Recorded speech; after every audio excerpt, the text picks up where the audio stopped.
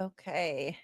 Jamie! Hey, yeah, I was like, I want to Oh, hear what you were gonna say more. So I was like, yeah, oh let's. yeah. Yeah, Didn't get a I'm chance. waiting for Nick and Troy. They're gonna jump in and join us. At least they said they were going to. That's So funny because I sent him one too. But are you going on? But yeah, yes, I. Oh, I'm talking to you, but mhm. yeah. I'm sending Nick a message.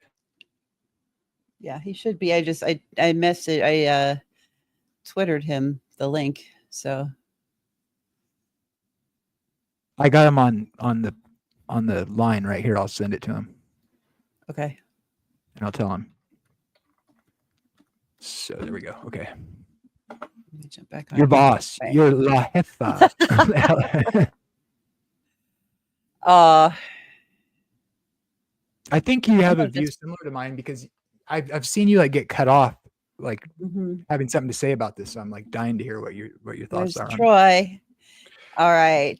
Give me Troy! Finally making it on my channel, man. yeah.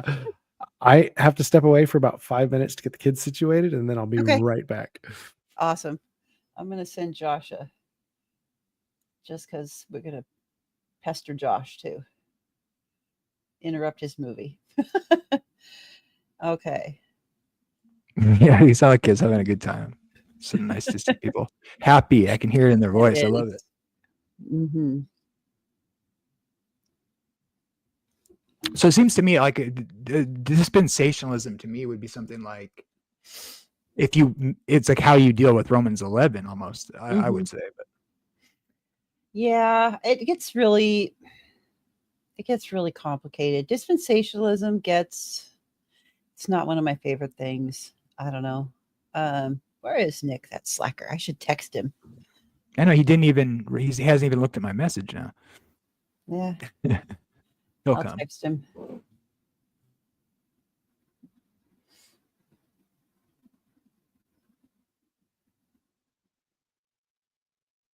There, I texted it to him. Hey, Dirt, how you doing? Yeah, hang on, Jacob. Let me see. Where do I have Jacob at? I think. Let's see. Jacob, are you? Oh, okay. Nick's coming. Nick, his kid's getting him set up for bed. Uh, Jacob, are you? We're friends on Facebook, right? Let me send you that through Facebook. I think. Where are you at? Let's see. Doo, doo, doo. There you are. Okay.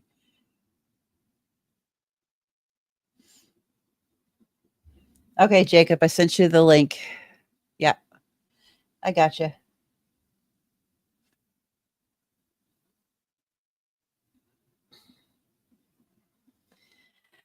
Okay. Let's see.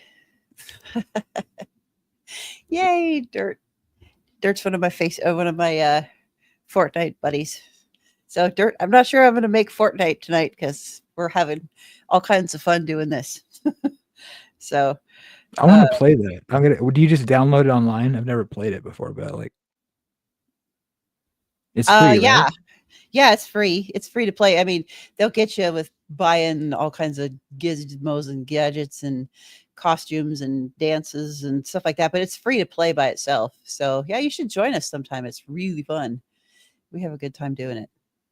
It's just like multiplayer, last man standing, right? Sort of thing. Yeah, yeah, it's kind of like the Hunger Games, but it's more fun. Yeah, I don't know. We have a good time. Mostly, we just get together and just chat because it's a free way to chat with the voice chat with each other and have some fun playing a video game at the same time. So, It uses all like right, headphones and all yeah, that. yeah, yeah. If you're gonna voice chat, then you have to. Yeah. Okay, so Jamie, we are jumping over while Troy's getting set up there. Let's just kind of catch everybody up who wasn't watching the open mic from Faith Unaltered. If you weren't, then shame on you. But Nick, there is my favorite American Baptist pastor and my favorite Oneness Pentecostal friend. He's got all my friends here. This is awesome. I love this.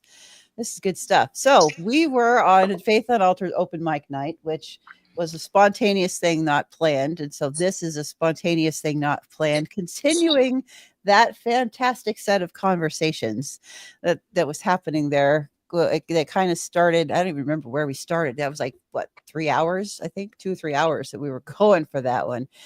But we got into one of my least favorite topics, which is eschatology. But that touches on several things that I do like.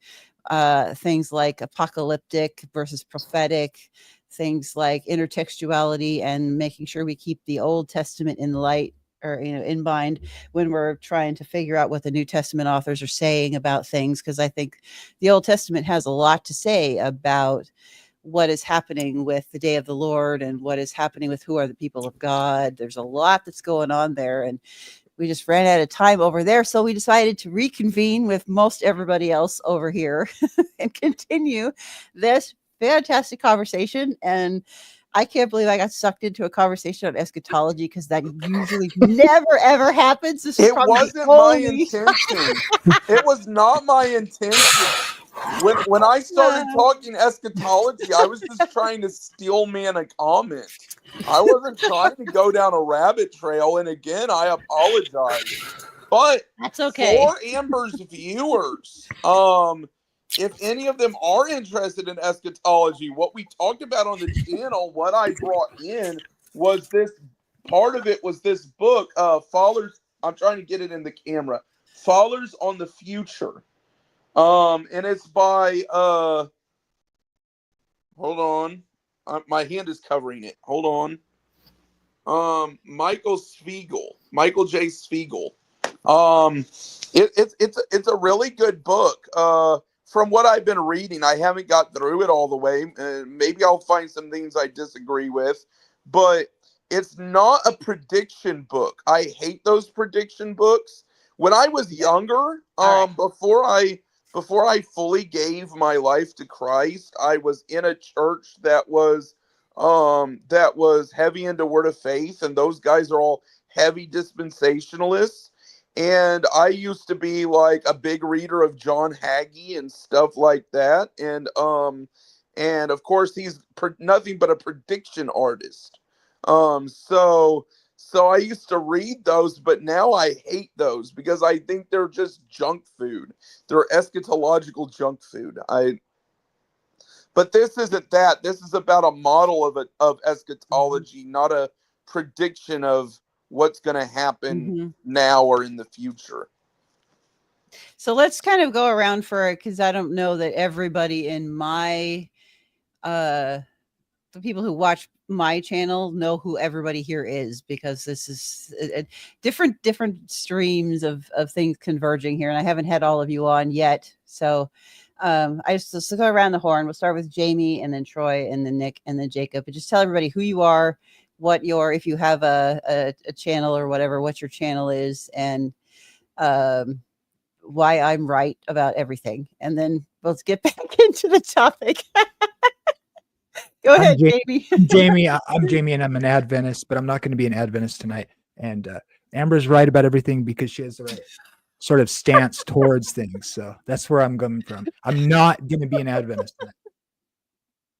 I was just kidding about the Amber being right about everything part, but okay, Troy. All right. Hey, I'm Troy. I'm Western Rite Orthodox.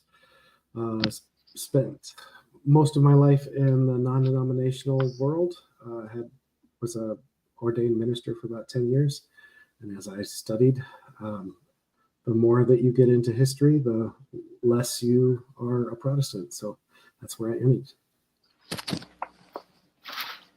Oh, is it my turn? All right, Nick. I'm Nick. I'm a American Baptist pastor, and the reason I put American there is because I'm not Southern Baptist. I don't take on the names of those who we defeat in battle, so that's how that goes. So sermon's done for tomorrow, preaching through Revelation chapter 18. We've been in Revelation for... Amber, how long have we been friends? I feel like it's been about that long. We've been friends longer than that, but not much. Oh, okay. PhD student, was doing dissertation work at the moment, and was like, I need a break and I need to vibe with some people. Oh, I said Baptist and he left. Fair enough. I would too. But yeah, that's me, New Testament theologist, but I don't post a whole lot on there. Jamie posts more than I do, and Jamie's weird. He's an Adventist, don't you know? Oh, we love Jamie. Although the best commentary on Revelation that is not a like grammar-centric commentary is written by is it? Okay, you actually have to correct me, Jamie. I don't know if I got this wrong. Tonstad out of don't say the name. Don't say the name of the university. I lived in Redlands for like 3 years. Anyway, yeah, you know the university. Loma Linda. Loma Linda, that's it. Yeah. So yeah, Tonstad's commentary on Revelation is probably by far the most interesting and exceptional commentary on Revelation that doesn't cost $500. So that's he's been my go-to when I don't understand a passage. But usually I think I understand them just fine because, well, as you guys were talking about, I don't think John the Seer cared one whit about the millennium or partial preterism. But if that helps us read him better, that's fine. I just don't think he cared about that sort of stuff. And that's me in a nutshell. All right. And Jacob. Hi, my name is Jacob Seiler. I am a Oneness Pentecostal, but tonight I'm going to sit aside my Oneness Pentecostalism for Amber's sake. I run the channel Tattered Bible, where we study to show ourselves approved. I am associated with a local independent Pentecostal, interdenominational Pentecostal church that has both Oneness and Trinitarians in it. I am currently an undergrad student in history and religion, and Amber is always right because she agrees with me.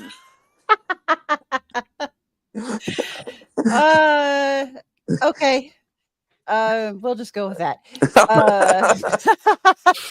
No, I just want to point out, I just love the beautiful fact that we've got a Oneness Pentecostal, a Seventh-day Adventist, an American Baptist, an Eastern Orthodox, and whatever in the world I am. I think I saw somebody yesterday claim to be a ortho-leaning lapsed Protestant, and I'm like, hey, I can work with that. So I'm start calling myself an ortho-leaning lapsed Protestant. I think is what I'm going to end up as at some point. There's a lot of beautiful theology in Eastern Orthodoxy. Mm-hmm. I like their view on atonement, for example, because it emphasizes that Jesus died to heal us and not that Jesus, it doesn't emphasize God as some kind of wrathful being like you get in Sinners in the Hands of an Angry God or something. It emphasizes God's healing of humanity or their anthropological view, the fact that, yeah, mankind lives in a fallen world, but mankind is not twisted and evil. Energy essence distinction. I think energy essence distinction saves both Trinitarianism and my personal position of oneness from a modal collapse that you would get under absolute simplicity. So there's a lot of beautiful things to be had in Eastern Orthodoxy. Now, there are reasons, and we won't get into them because I don't want to start a debate, but there are reasons why I don't just straight up join Eastern Orthodoxy. But I think there are a lot of beautiful things in Eastern Orthodoxy, and I think that a little bit of Eastern Orthodoxy in your theology saves you from worse errors.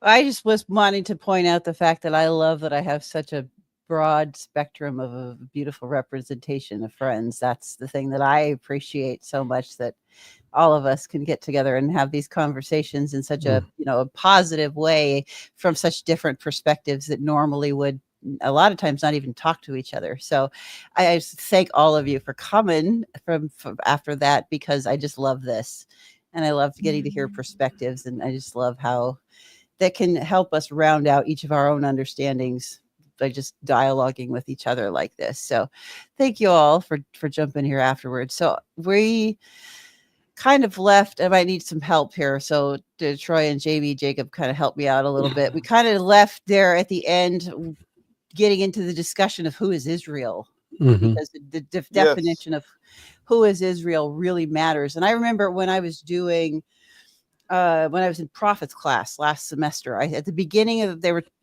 my biblical interpretation professor, my first semester was like, start chasing themes. So pick, get whatever you've got to pick colors for things. So I have logos, so I can make like infinite different highlights for things. So I have things I track. So I have like every time a name of God, the name of the Trinity shows up, it's got its own special highlight. So I created one for Israel at the beginning of the semester, and I didn't get past week 3 when I was already ready to give up, because it is used so many ways in the prophets. Israel is religious, it is ethnic, it is the who is in, it is who is out. Like, it is, you can make yourself crazy trying to figure out who is Israel, tracing it through the prophets. And I tried, I made every reference to Judah and Israel had like 3 layers on them now, because they've got, there's looking at, is it ethnic, and just batting those questions around. So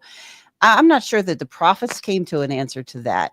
And I think the New Testament is wrestling with that same question of who are the people of God that the prophets are wrestling with. Mhm. Who are people of God? And I think that your Christology really is going to determine your answer to that question. So I want to start with Nick, because Nick has an apocalyptic view on things, and is definitely a big Christology person in this argument, in this voice. So I want to start there, and then we'll just kind of jump in from that point. This is going to sound very rude. I checked out like 60 seconds ago because I found a citation I've been looking for an hour. And it's literally just for a footnote, and it has nothing to do, but I'm like, where the heck is this dead British guy? And where did he say it? And I finally found it like 5 seconds before you mentioned it. So I was checked out for 60 seconds. That's okay. So I'm sorry. Joys of academic writing. That's okay. We are going back to the question of who are the people of Israel, and that your Christology is going to have a lot to say in your New Testament interpretation of who are the people of God by who is Israel. And I think there's some interesting things that, from your apocalyptic Paul view, have some thoughts on that. What I think, my issue with a lot of Protestant theology, we'll start there, as a Protestant, is that we are not Christocentric enough.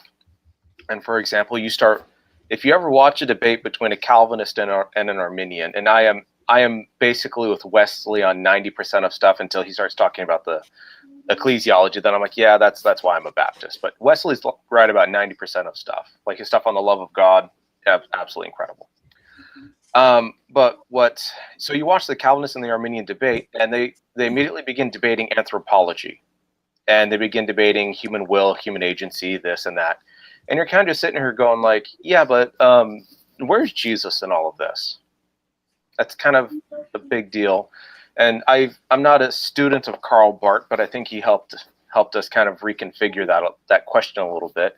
So rather than talking about who is an Israelite, or or what we are as human beings, we need to ask better questions. And I think the question would be basically along the lines of what John 1 says.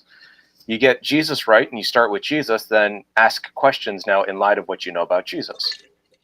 And so Jesus's Judaism was historically contingent, or what we might call probably an accidental property. But what it shows us, ultimately, if we take the Christological route, or at least as I understand it, is that the issue, maybe I'll say it this way, the issue that we see in Romans 9 through 11, fundamentally, outside of the Calvinist-Arminian debate, is fundamentally Christological. And the issue is Christ is now the issue. And how does Christ factor into this? So before we even talk about what Israel is, we need to talk about who Christ is. And that, I think, for example, when Paul says, and I think the grammar of the text makes sense. If Paul says Jesus is God in Romans 9:5, that therefore sets a major pattern of what a stumbling block would look like to the Jewish people, specifically as it relates to Gentile mission or missiology, of what you might call it. And so then you start reading that, and you keep going. It's like, well, Christ is kind of the centerpiece of all of this. And so hence the issue of why he has to write Romans in the first place. And so the question of what is Israel needs to be reconfigured Christologically, and that's so. I think I just basically talked around in a circle for about 2 minutes, so I apologize for that. But I was trying to make that point with at least a little bit of application. And you only know who Jesus is through, I would argue, Paul and John argue, through incarnation and flesh and what that means for us. And it tells us that God was not a despiser of the human person or of flesh. In fact, he quite liked it so much he became one of us to save us from, ourselves and from other things like death and sin and violence and all of that. So I'll just stop there and let other people take it and do better things with that. All right. So who else wants to jump in next? Although- Troy, I'm interested, or Jamie? Yeah, definitely. Jamie. I just want to say that I think he's exactly right, but of course I agree with Wesley as well in that sense. And I said the same thing in the other channel, I think in the background, it's like this whole thing with the Calvinistic debate thing is like almost pointless in a sense, because you can be a Christian in those. I think you can manage to be a Christian in either view of those things. Some of them make it harder than others, obviously, I would say, but so I just totally agree with what Nick said. I love it. He is the seed of the woman, sort of thing.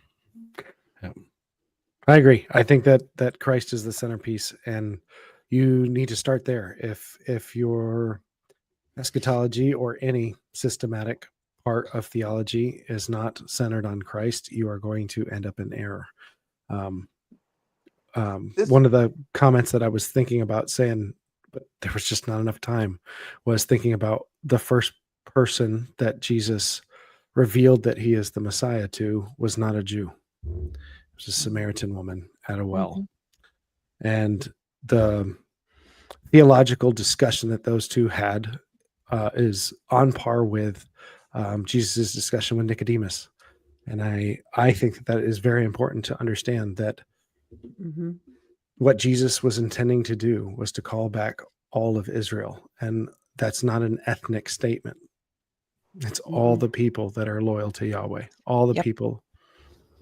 So that would be where I was from. And you're right, Nick. I think that so often we get on tangents that are secondary issues and sometimes disappear if you get your Christology right.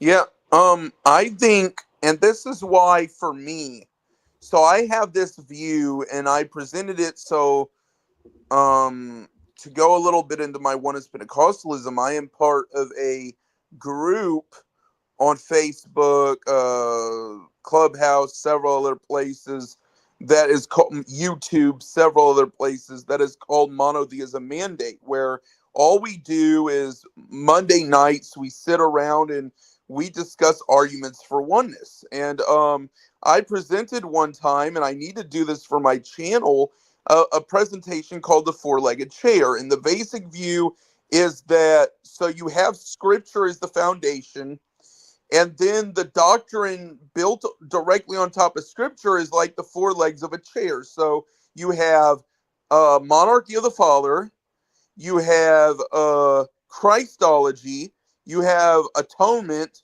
and you have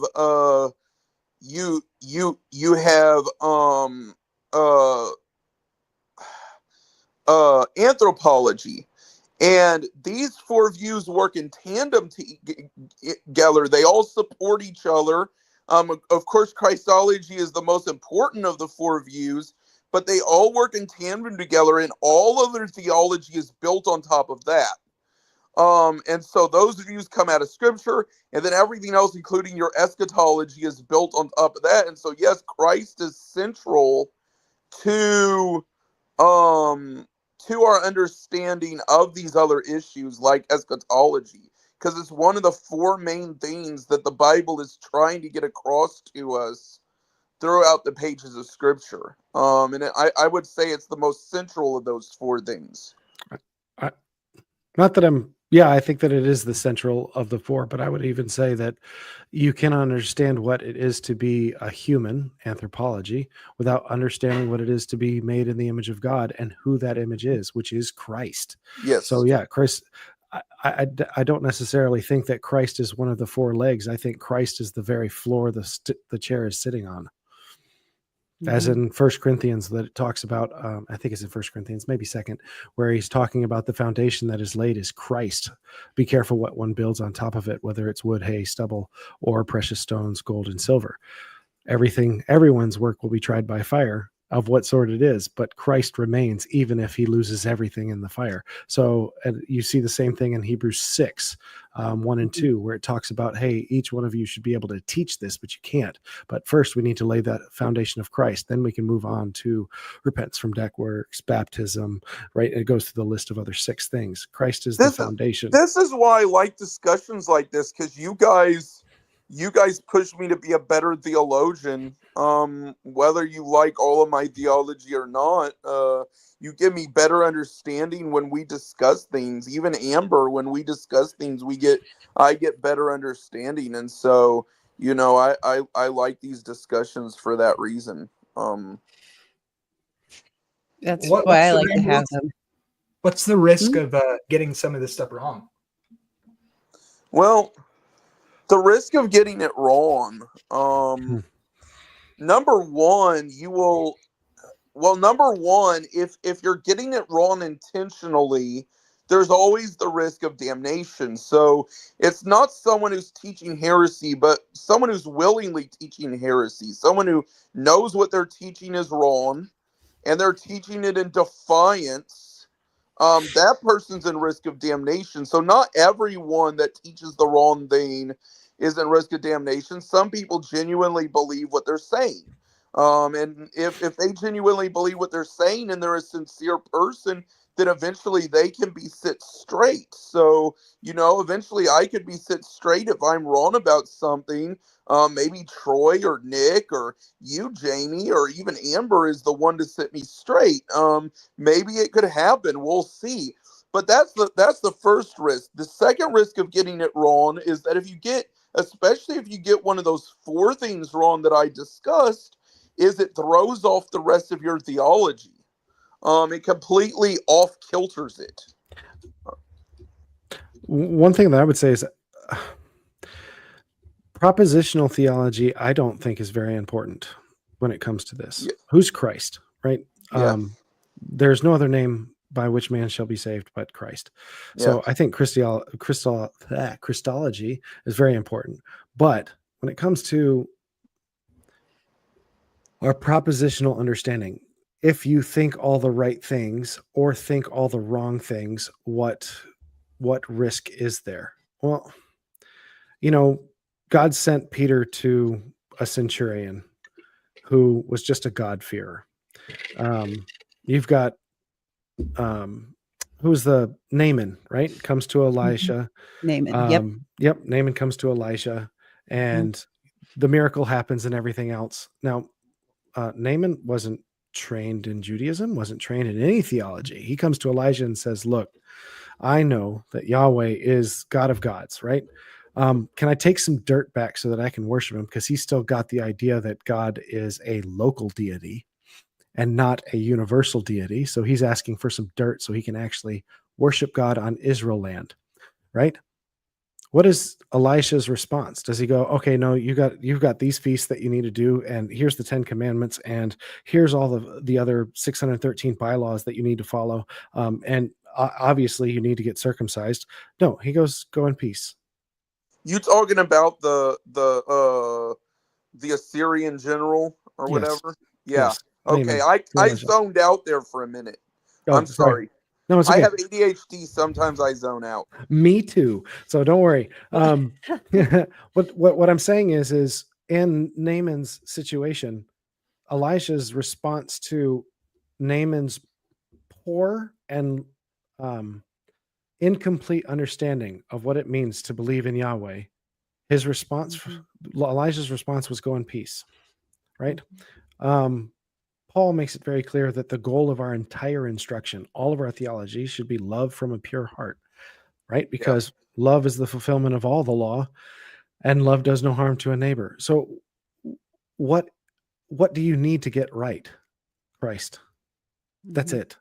Yeah. And then there's a lot of other things that you can add on to, build on that foundation. But in reality, our systematics, the way that we approach theology, the way that we fight over things that are not centered on Christ, I think that it dims our light to the world, and it dims our light to each other. Mhm.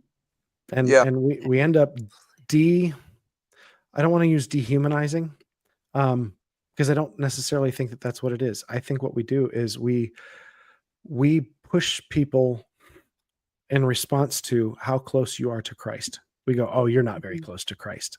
You're not very close to Christ. I'm close to Christ.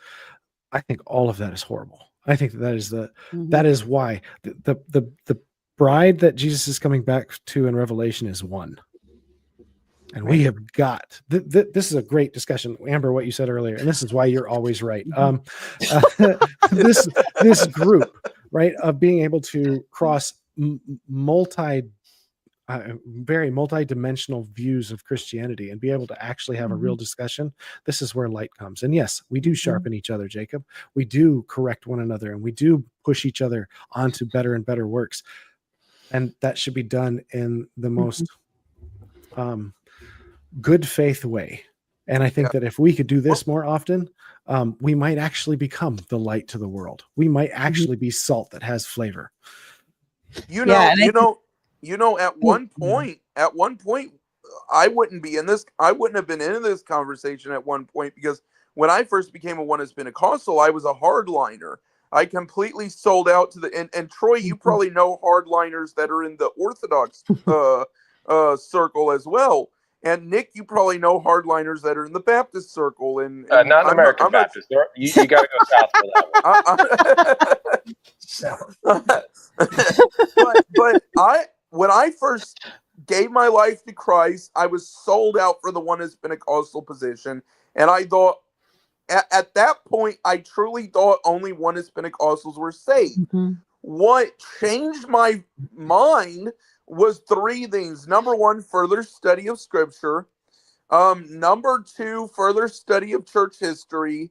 And number three, conversations with people like my friend Warren McGrew, my friend Paul Vonderdy, and others.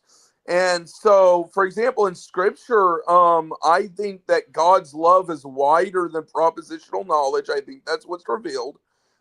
Church history, I thought that it was a act of hubris. Even if I think that Trinitarians or whatever aren't the original Christians, even if I think that as a Oneness Pentecostal, that doesn't mean that the majority of Christians for church history weren't Trinitarians, and that it would be hubris on my part to think that all those Trinitarians weren't saved.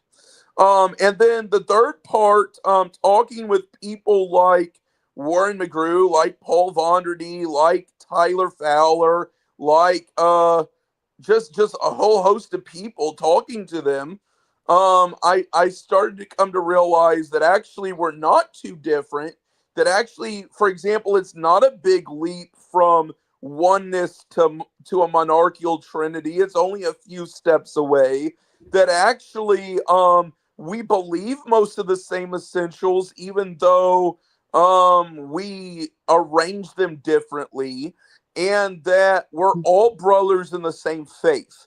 And so those three things led me not to be a hardliner, even though I very much think that my positions are true. I'm no longer dogmatic about it. I think this dovetails back nicely into the conversation of who is Israel, because they're wrestling with the same types of questions of what makes you an Israelite. So is it your religious affiliation? Is it your ethnicity? Is it you're born of the sons of Abraham? Like, what is it that makes you and the question becomes in the prophets, is being an Israelite or of the tribe of Judah, is that what makes you the people of God? Because they're ultimately wrestling with who are the people of God, because those are the ones who get the promised land. And I think that we are still wrestling with that question even now, with that, who are God's people? Because there are people that, I take some flack for having just a big mix of people on my channel. Some people don't like that.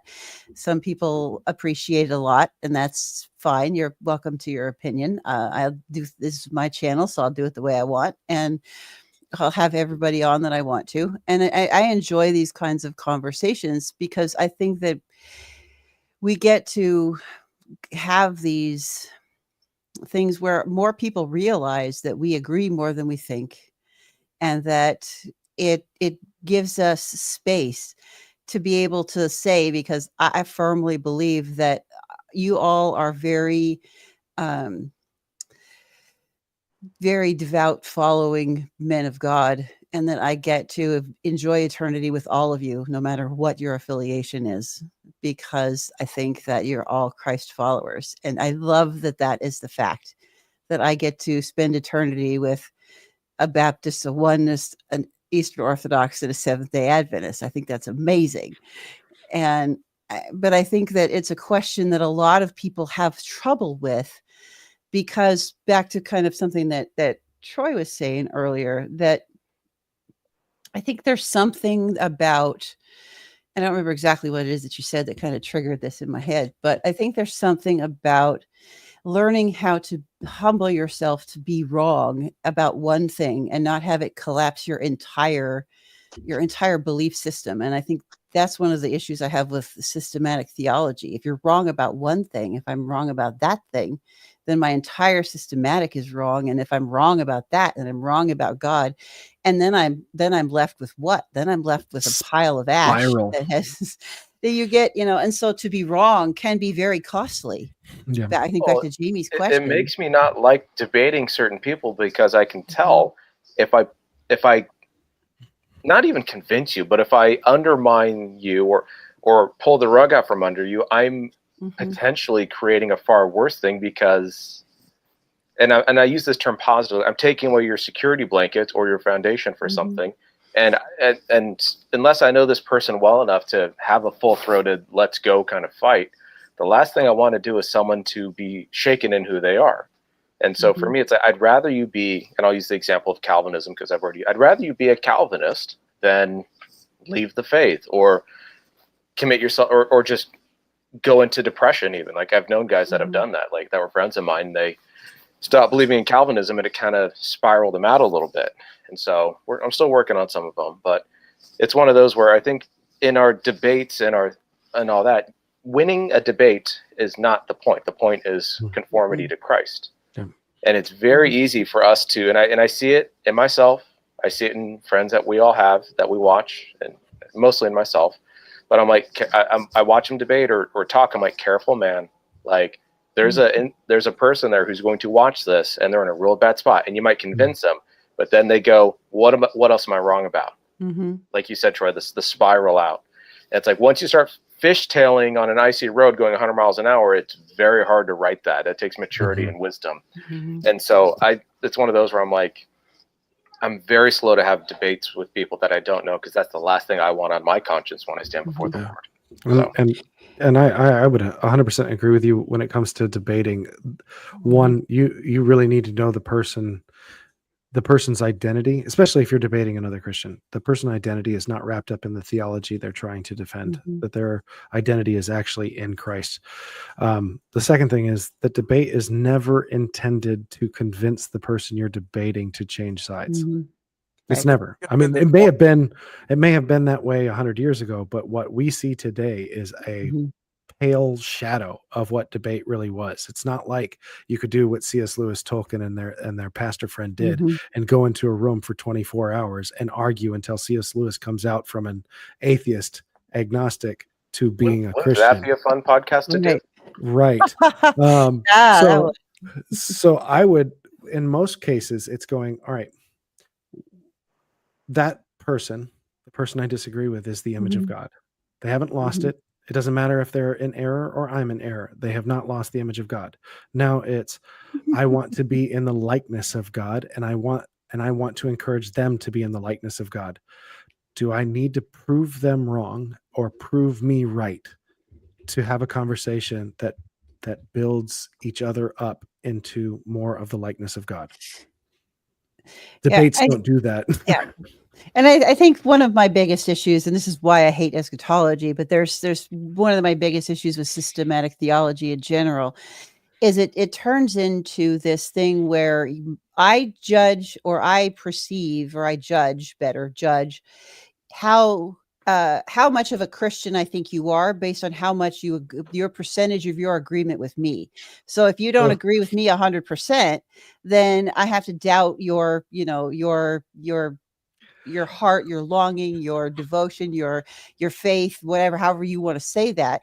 I mean, you see that all the time. And it's, I learned that really sadly spending so much time modding in the soteriology world, because that group, you just say whatever your position, you hardly get the word out of your mouth and they're already, you 100% disagree with me, you're a heretic, you're a Pelagian, you're a whatever, and not even speak to you because you said that I'm a whatever. And so that grieves me. I mean, we laugh because it's but I have to watch who I debate and who I argue with, not for the reason I hadn't even thought of the reason Nick brought up.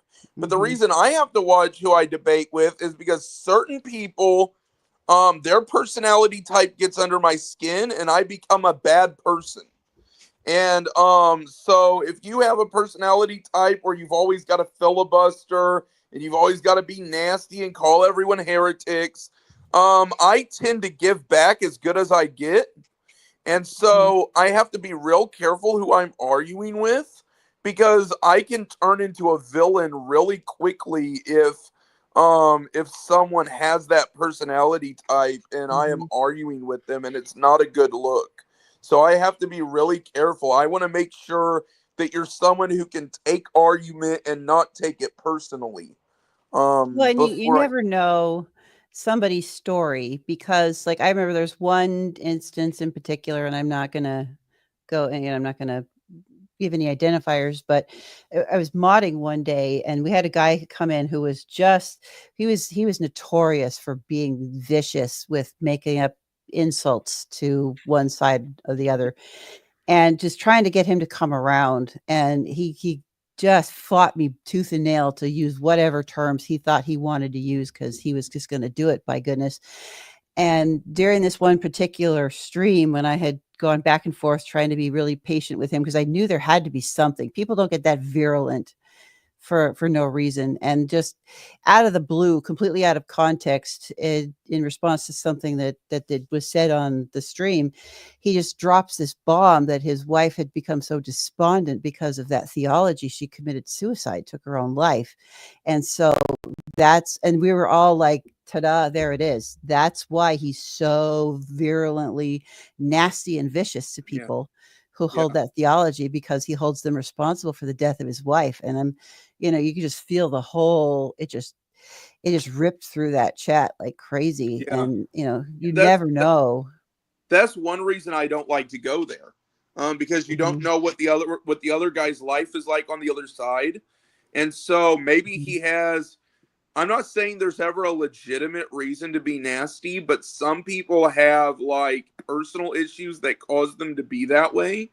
And if I let that person get to me, I can like ruin their day, or even worse yet, if they're in a bad enough place, ruin their whole life. And so, I have to be very careful when I'm arguing with people. Sometimes if people are dogpiling me online and I feel that coming out, I'll just leave the conversation. And it's not because I can't argue, but because I feel that side of me and I don't like it.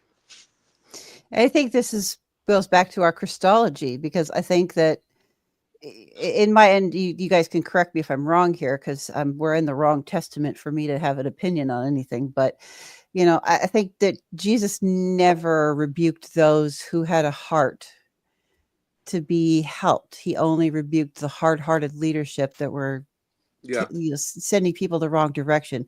Everyone who came to Jesus seeking help, he helped. He didn't rebuke them. He didn't send them away. He stopped and he cared for them. He gave them miracles. He loved them. He ministered to them.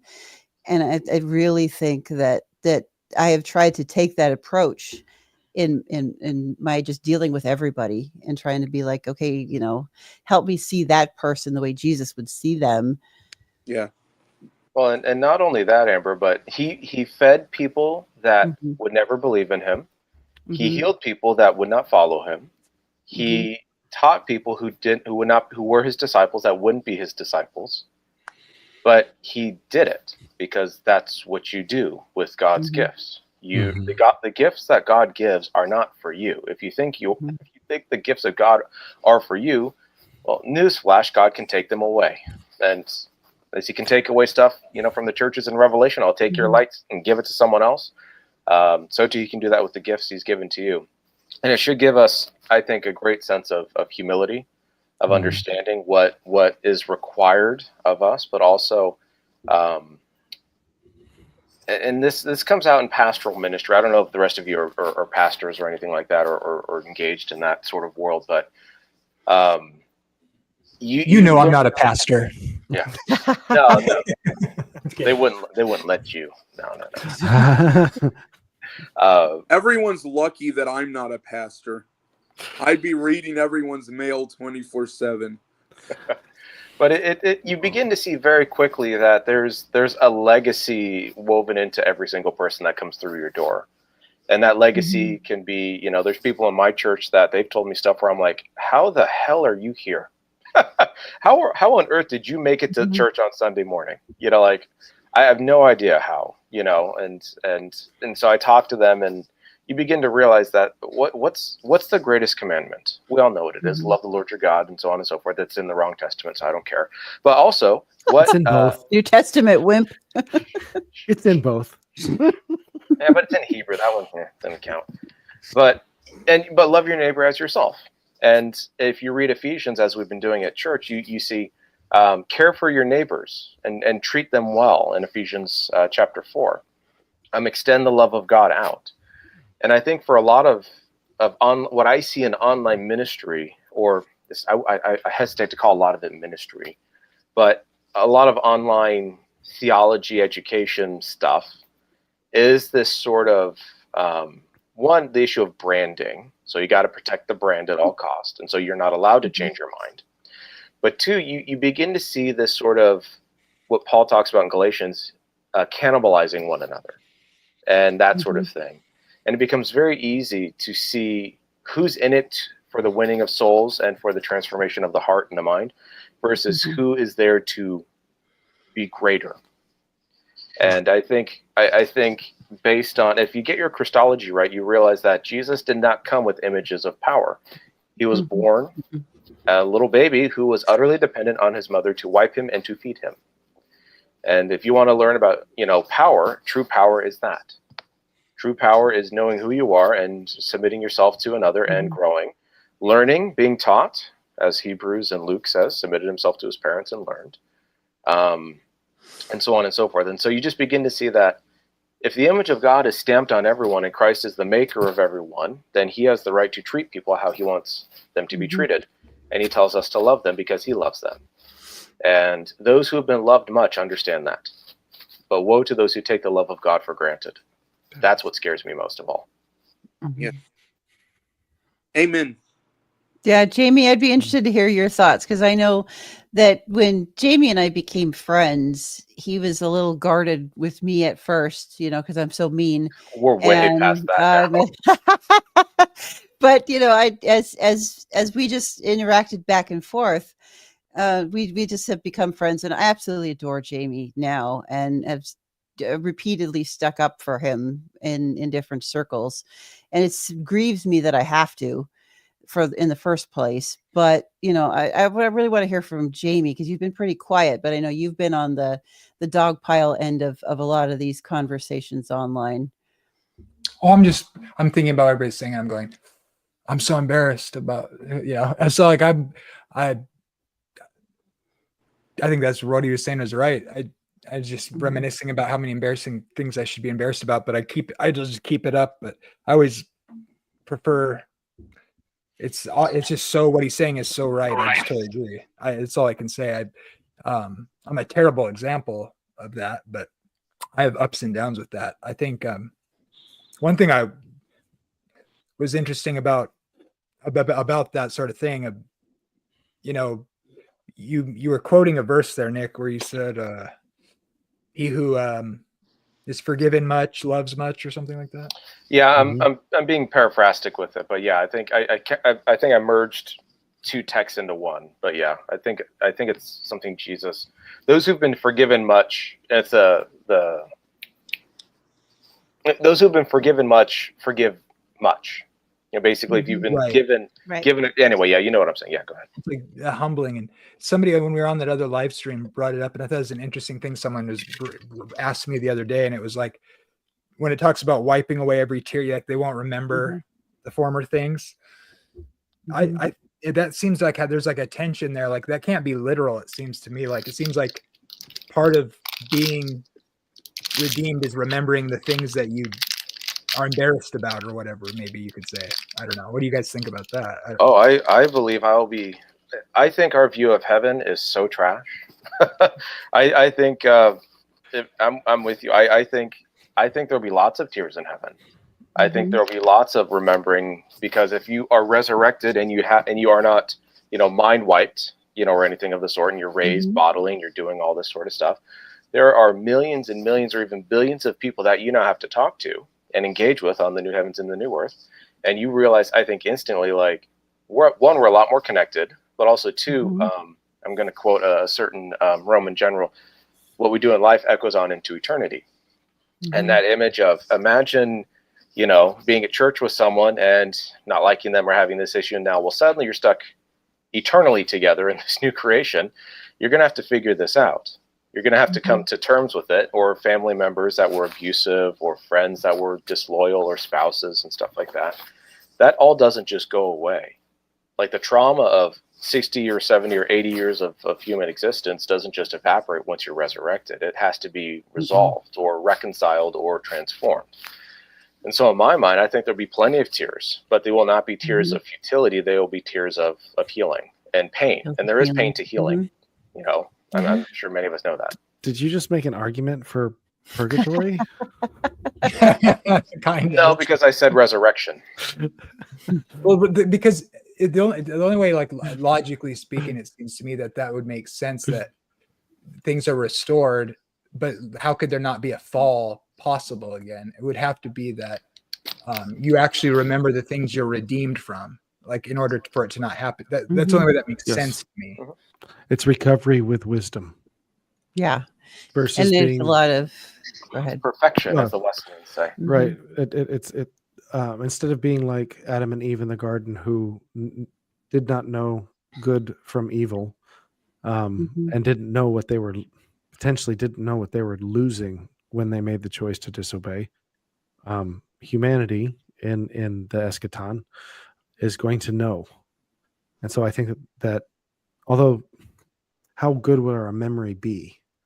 How long do we remember the pain of being separated from God, or being choosing to not be the image of God that we're supposed to be?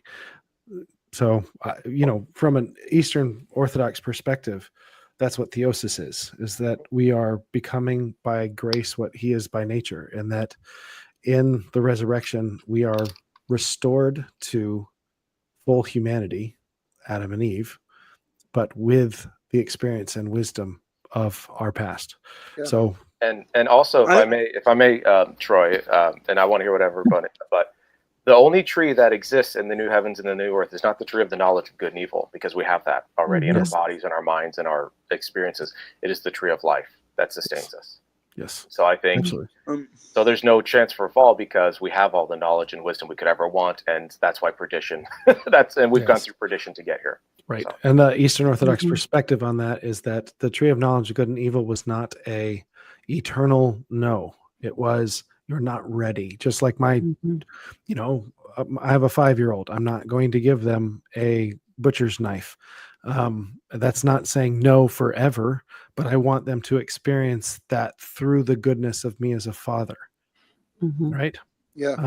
Same thing. And if I may just answer a quick question, Roddy, I am enjoying the King's Envy box press from Zeal Cigars out in Phoenix, Arizona. Nice. It's a house blend you can only get from them.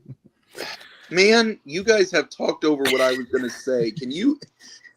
Sorry, I'm having an That's ADHD okay. moment here. Oh, Can I? mhm. What were you?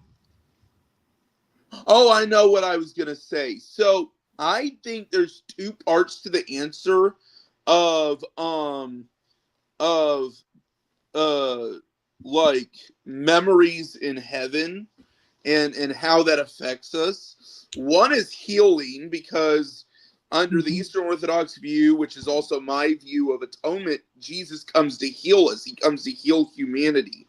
So one of those things is healing. We actually get healed. But the other thing is that God gives us joy, which is more than just happiness. It's also a state of mind that we receive. And so I think that we actually overcome those memories at some point, even though they stay with us, because we are overcome by the joy of God and because we are healed by God's nature. I think there's also some of those tears are going to be looking around and realizing those who are not with us. I think there's some Yeah. grief in the loss of those who are not there. That some of us will have family, some of us will have dear friends, some of Mm. us will have significant figures in our lives that we will not get to spend that eternity with, and that there is going to be some grief and some healing. And I did a paper about, I don't know, about a month ago, 3 weeks ago or so, in biblical theology, looking at salvation in Isaiah. And I love, one of the things I learned. Hi, David. One of the things that I learned is that there is this beautiful weaving together in Isaiah with healing and salvation. And so I think in the final, however you want to express that, I don't get hung up on that language, because it's fine. Whenever we end up in eternity together, that part of that healing is going to be a healing of those things and those wounds that come with that salvation in the final day of the Lord. When that happens, that is going to also need a time of grieving, because you have to heal, especially those emotional, spiritual wounds. You have to have that time of grief. And so I think that all of that is going to be a time where, I don't know if it's going to be a giant, you know, 5 minutes of silence, or however that looks, or if it's, I would love to think that that is together amongst each other, with the comfort of the presence of Yahweh, that is the light that replaces the sun, that, and that healing of that light and that salvation. Like, I don't know how that works, and I don't want to get too far down the path of trying to guess, because there's no way I can. But I like to think that that is part of the assembly that continues into the after eternity, um, that we That we are part of that process together. So go ahead, Jacob. Yeah, that is something that Michael Spiegel touches on.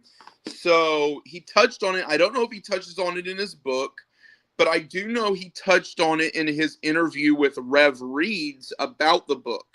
And in his interview, he said that he thinks one of the reasons for the millennial reign is that it's a time of healing. So it's a time where everyone matures to the point they need to be in the new heavens and new earth, and that they are fully healed during that period.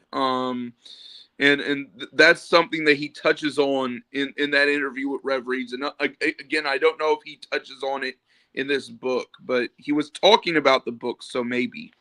That's interesting, because from an Adventist point of view, it's weird, because we're pre-mill, but we don't think it's a kingdom on the earth, but it's the saints that are in heaven so we believe you go to heaven just after the resurrection, but it's just temporary. And so that's the idea of looking at the books as part of God showing us why we so it's kind of like a purgatory in a weird way, and if you think about it, but it's a way of understanding the judgments of God. So the ruling and reigning is seeing and coming to understand why people are there or not before the final destruction of the wicked. So that makes sense to me, because the question's always bugged me about why how it works that you're not made perfect and then you die and then the eternal estate. It's like, is God just gonna, like, people talk about the Gnostics being problematic because they talk about, people will use Paul to say your soul is, your spirit's perfect, but it's just the flesh that's sinning. That sort of dualism that's weird. It doesn't make any sense. But then it's like, the question is like, how do you deal with, I can see why people have posited purgatory if I'm like charitable about it, like how to make sense of the whole no sin in heaven thing. I don't know how that works. Yeah, really, I'm sorry. I was just going to say, I really want to hear from Troy because Protestants are terrible at this. Across the board, Protestants are terrible at this. Well, purgatory is a Roman Catholic perspective, and I will leave that to a Roman Catholic to explain it. I made the joke, but in the Eastern Orthodox, there is a purgacious event, or at least they understand it that way. It's not dogmatic, so understand that we're not saying this as this is what it is and this is what everybody holds to. Is that they call it, oh my gosh, I forgot what it's called. Toll houses. Yes, toll houses. So it's the idea that you as a Christian who have done your best to combat temptation and to be loyal to Christ, but still fail, is that your guardian angel walks you through with full knowledge, as in they're your guide to wisdom, full knowledge, like what you said, Nick, about that tree's no longer there because we already have full knowledge, is that the angel walks you through those temptations that beset you in life and allows for you to walk through them faultlessly.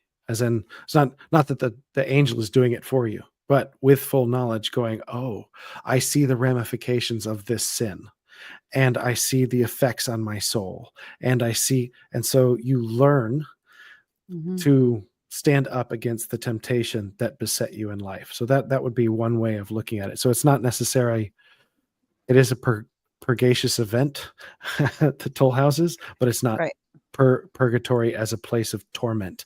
Now, that could be, looking at the different types of temptations that beset man, there might be times where that is extremely torturous to face the sin that beset you in life and have to have a victory over it. So yeah, I think that I can't defend it, but doesn't everybody believe in some sort of purgation as a concept? In other words, if you believe that no sin enters the eternal estate, and that you're not totally made perfect before entering the eternal estate, some sort of change has to occur. That, and the idea of like it being a lobotomy, I mean, that doesn't make much sense if you just think through it. And I think I think of it as an instantaneous act once you enter those golden gates. Yeah. Like you're glorified in that moment, and then it's instant. Yeah, that's the one that I have a difficulty with, because then you're also the only thing you're lacking, of course, is a physical body because you haven't been resurrected yet. True, but I think that the more thing that I'm looking at is that the instantaneous change means that God circumvents your will, right? Well, it circumvents you becoming the likeness of God and just snaps it into place. If he's going to do that in the eschaton after I die, why won't he do that now? I guess my question, Troy, for you would be like, is part of that process that you're talking about with the toll houses and walking through and looking at the consequences of your choices, and and countering that with Jacob's like instant view, like, isn't that short, like you're saying, circumventing the process, but there's something that is gained from the wisdom of having to relive some of those choices, and there's the process of learning that is not instant, growth, and the process of whatever you want to, sanctification, the growth of wisdom is never instant. Yes, it's never instant. But then again, what is time once you lose the perception of time? Right. Like, is it an instant? It could be, but that doesn't mean it. I feel like an instant. There's a wonderful book, not necessarily that I agree with all of its theology, but it's a book by the same guy who wrote The Shack, called The Pastor. And it's a pastor that authoritarian, abused a few of his parishioners, and he has a psychotic break, and he is in in the insane asylum or whatever, and he is going through his treatment, and you see him fighting with a lie and trying to believe a lie the whole time. And there's a point Mhm. where that psychotic break leads to him going into a coma, and he experiences hell for Mhm. and it not necessarily hell, but the purgatory, Mhm. right? Right. And then, but it's only moments in real Mhm. life. It's instantaneous, but forever. And then he comes Right. out of it, verbally accepts or repents, and then passes away. So it's a really good story. I'm Mhm. butchering it for the narrative side of it, but the point comes down to is it instantaneous? Is it long? How am I going to experience it? Mhm. How is it actually? There's no way to tell, but Mhm.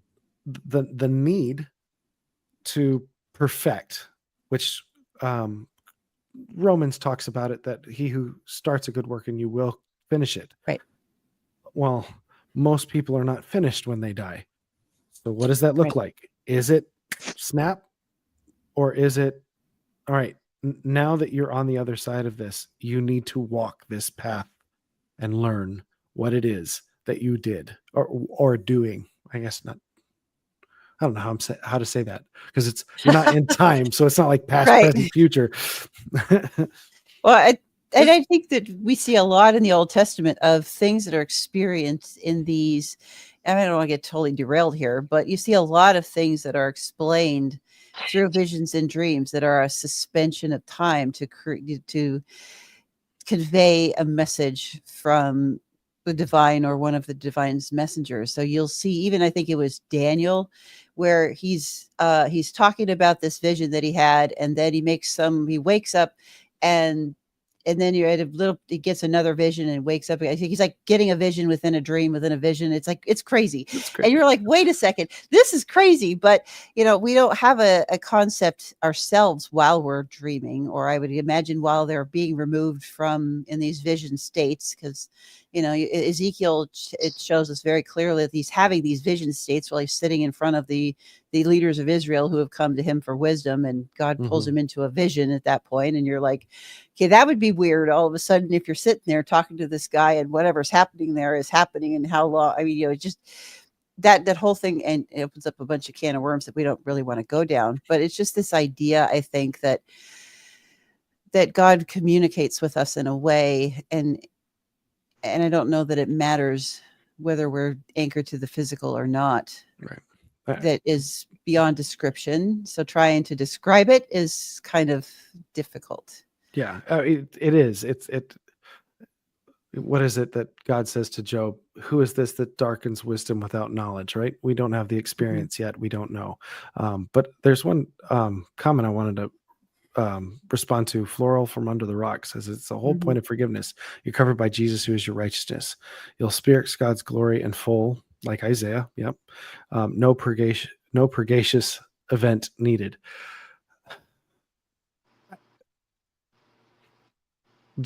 Paul talks about it in 1 Corinthians, that on that day, the day of the Lord, every man's work will be tried by fire, of what sort it is, right? It's not about whether or not I'm forgiven. I am forgiven. You're forgiven, right? That was accomplished. But am I the likeness? Am I being the image of Christ? Have I grown into the full stature of Christ, which, like Ephesians 4 said, that is the goal, right? When Jesus does the parable of the sheep and the goats, it is not about whether or not they call him Lord and whether or not they're forgiven.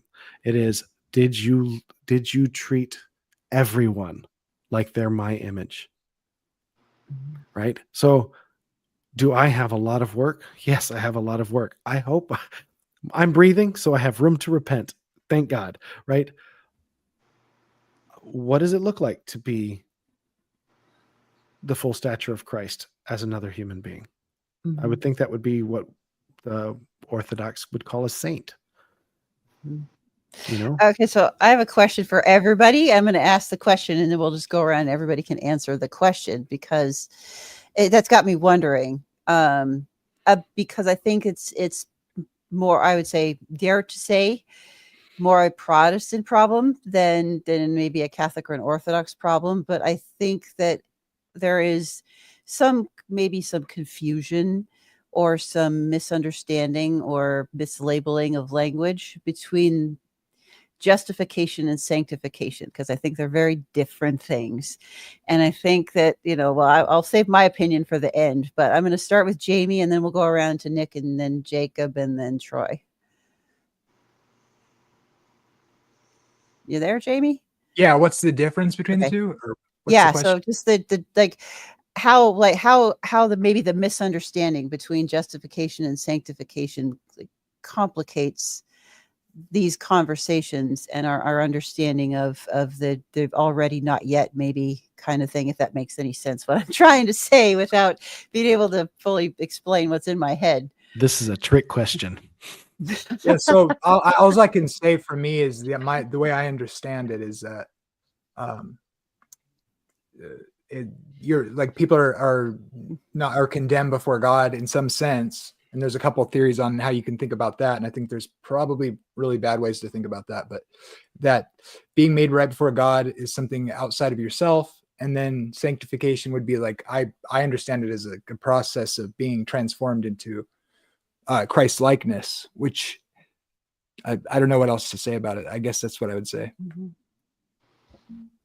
Oh, we just lost Nick. So Jacob? Well, I'm going to be an outlier here probably, but I'm sorry, guys. I have to be an outlier, and you can tell me how wrong I am later.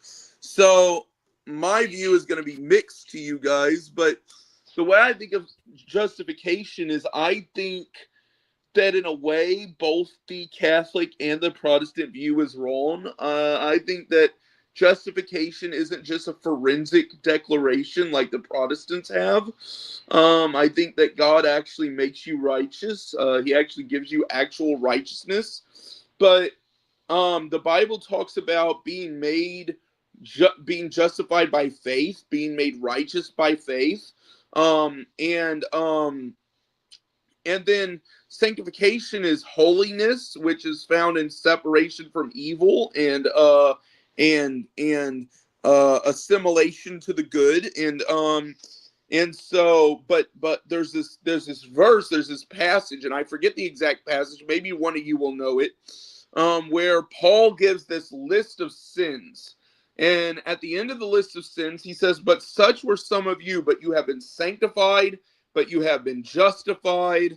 And he goes on from there. And if you look at the Greek words for sanctification, holiness, and holy, they are all based on the same Greek word.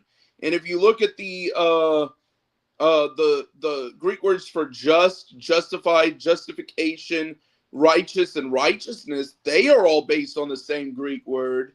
And so even though I think there is a process, maybe it would be more like theosis, where we're progressing into glorification, where you actually become perfect. I think, and hear me, I don't think that just because you're made righteous and holy by faith means that you always act righteously and holy. I think righteousness and holiness is something you have to exercise.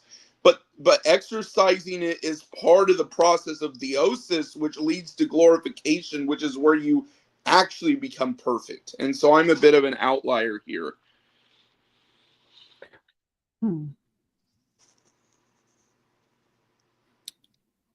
I guess I'm just trying to think that through as to exactly, because you lose me at the Greek, because I do the Hebrew. You're in the wrong testament for me on this. Yeah, well, I don't remember the exact words, so I'm not a Greek scholar. I can look things up, but if you just look up those words and just find them in the Greek, those two, they're two different words. So one is for the holiness and sanctification and all that. One's for righteousness and justification, but they're all the words for righteousness, righteous, just, justification. Those are all based on the same root word.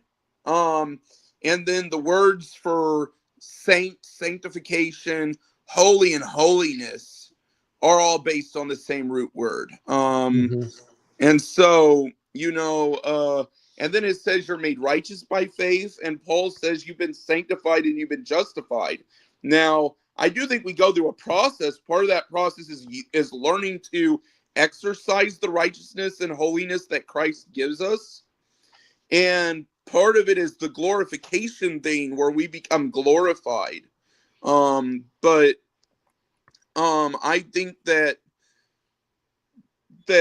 we're actually given righteousness and holiness at a point when we truly surrender our lives to Christ. And you guys can tell me how wrong I am now.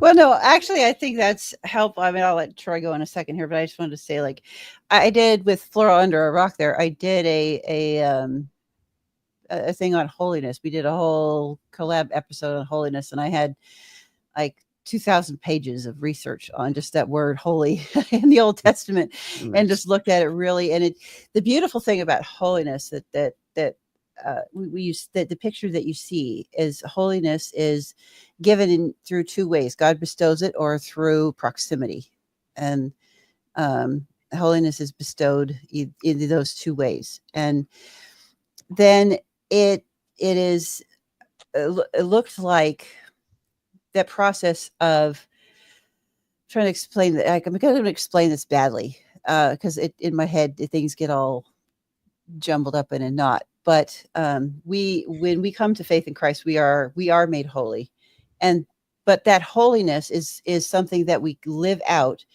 and the process of continuing that as an expression of our holiness, not through following Torah as a list of rules that make us holy, but those are the expressions of the holiness that we have, and that we want to continue to live out as we live in relationship with Yahweh. That brings us closer and closer, and makes it simpler and simpler as we get aligned with the holiness of God, as we continue to live into and live towards that idea of the motion of propelling, that we see, like the hardness of Pharaoh can send us in a stubborn direction, or in a devotion to Yahweh direction, like that. That's kind of what I'm thinking. I just want to say something real quick. Jordan in the comments is saying Jacob is right. Thank you for the vote of confidence, Jordan. That's one vote for me. Yay! All right. I don't see you're wrong. I'm just saying. I'm just trying to, because Trying to put it all together. I'm just well, trying to and be funny. my question was also the clarification of language, because part of the problem that we have is a language confusion, and so that's what I'm really trying to get at. So Troy, go ahead. All right. I wish I had a whiteboard, but I don't have a whiteboard, so I'm going to try to visualize or try to explain it well enough that you can visualize it. There is a graph that shows the movement from profane to common, to set up, to clean, to holy. Right? Okay. So I think sanctified is the movement from clean to holy. Right. So if we go to that 1 Corinthians 6, 9 through 10, the last verse, or 11. Yep. Such were some of you, but you were washed. Okay. So now we're clean, and you were sanctified. Oh, made holy, but you were justified in the name of the Lord Jesus Christ and in the Spirit of God. So now, normally when I've had this discussion before, and most of the time when I have this discussion with Protestants, justification comes before sanctification. Now, maybe the order of this doesn't really matter, but washing, and then being sanctified, and then justified, set right. Okay. So what is the right relationship? That is what justified means. Like, so if you have a Word document, and you are justified to the right, what does that do? It sets all the type font to the right.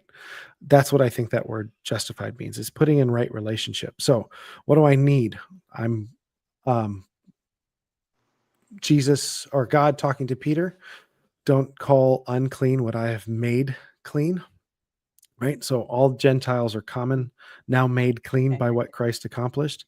Now they're set apart as holy, and now they're set in right relationship. That is the thing that Paul is working towards between the Jews and the Gentiles and God in Romans, right? So that's where I think the justified is that it's set in right relationship. How long does it take for me to be set in right relationship with you and with God? I think that is more of the process. So I wanted to bring up another verse in 2 Peter 1:3-10 says, his divine power has granted to us all things that pertain to life and godliness through the knowledge of him who called us to his own glory and excellence, by which he has granted to us his precious and very great promises, so that through them you may become partakers of the divine nature, having escaped from the corruption that is in the world because of sinful desire. For this very reason, make every effort to supplement your faith with virtue, and virtue with knowledge, and knowledge with self-control, self-control with steadfastness, and steadfastness with godliness, and godliness with brotherly affection, and brotherly affection with love. For if these qualities are yours and are increasing, they keep you from being ineffective or unfruitful in the knowledge of our Lord Jesus Christ. Whoever lacks these qualities is so nearsighted that he is blind, having forgotten what he was cleansed from his former sins. Therefore, brothers, be all the more diligent to confirm your calling and election, for if you practice these qualities, you will never fail. So Nice. for me, that last verse is really important. Be all the more diligent to confirm your calling and election, for if you practice these qualities, you will never fail. What do you make of Hebrews 10:14? What's that one say? Let me see. I love Hebrews. That's like one of my favorites. But with one sacrifice, Christ made his people perfect forever. The ones being made holy. That's Revised Standard. Or you could say, some of them say, he is by one sacrifice he is perfected those who are being sanctified. Some translations say who are sanctified, and that's a big controversy, of course. But yeah. I've got the NASB 2020. For by one offering is perfected for all time those who are sanctified. I don't know. I would need to know the Greek for that, and Tyler is not on here. He would be able to pull that apart. King James, the New King James, it's a question of the tenses or whatever. It's very important to some people. If it's being sanctified is different than it is sanctified. And so here we have, where the justification, sanctification sort of ideas can overlap, because it does use justification language for people who are being sanctified. And so it's tricky, right? So I kind of agree with what you're saying. Protestant, there's obviously a huge thing on this regarding, is justification initial? And if it is that necessarily permanent, is the way I like to say it. I think it's not necessarily permanent, but there's obviously supposed to be assurance in the idea that in Christ, that's why people can potentially, like the story you brought up, the guy experienced all this stuff and then repented, and then presumably that's him being justified through repentance, perhaps you could argue, or whatever. And then sanctification can be the process that flows out of that initial turning to Christ, which is kind of how I look at it. Like, but it's like, it's not that the sanctification doesn't matter. Of course it matters. Right. If it helps, Troy, that agiazo there in Hebrews 14 is a present passive participle, plural accusative masculine. That doesn't help me. Okay. I got it all figured out now. Yeah, that makes total sense to me. We need Nick for that. Nick's the Greek guy. That's I'm not a Greek scholar. I can look up words, but I haven't learned Greek yet. I need to learn Greek because for my grad for my grad degree, I'm going to do church history, and so I'll be required to learn Greek and probably German or something. But Jordan says in the comment, he said, "LOL, I meant the Greek words, but I agree with your view here. But I agree with your understanding as well." That's what Jordan Dornberg said. He's a Pentecostal, so of course he agrees. So I I'm think looking. he is. I'm not sure. So I'm also looking at that verse, and there's perfected. That's that word always gets me in Greek or in English, because that's not actually the word that's there. It's No, it's teleos. sanctified here. Well, no. For by one offering, he has perfected for all time Oh, those who are okay. sanctified. In English, perfection has a static baggage. It's static. Right. But that is never what the Greek means when it uses the word teleos. It Mhm. means like its fullness, its completeness. Right. It's not static. It's just the completeness. Well, what was necessary for God to redeem the human nature, become incarnate, die, resurrect, right? Is that has, teleos like the Christ is the end of the law, teleos sort of thing? yes. And be perfect as your heavenly Father is perfect. It's be complete, be whole, be the fullness of your purpose, practically, right? The realization of your purpose. That's what God is telling us to be, because he's already that, right? That's what this word is here. So for by one offering, he has brought to perfection, or brought to the teleos for all time, those who are sanctified, whether that is are being sanctified or are sanctified. That makes sense. Christ accomplished what was necessary. So do I need work on moving from clean to holy? Probably.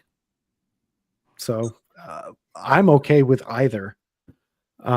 He said he's going to complete that work. And I'd like to participate in that as much as possible now. Yeah. It sounds like the Hebrew concept of complete versus incomplete. It just sounds like that he's going to bring that to completion. Yes.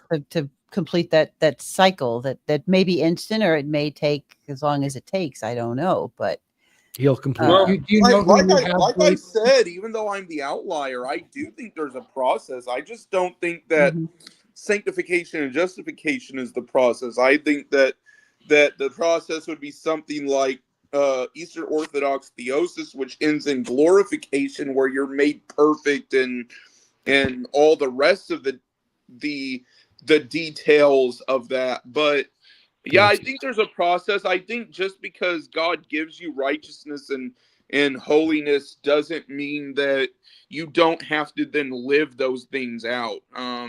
You know, like James says, what good is faith if you don't if you don't act on it? If faith without works is dead, and is what James says. So if in the same way, if God gives you righteousness but you never act righteously, it doesn't really do you any good.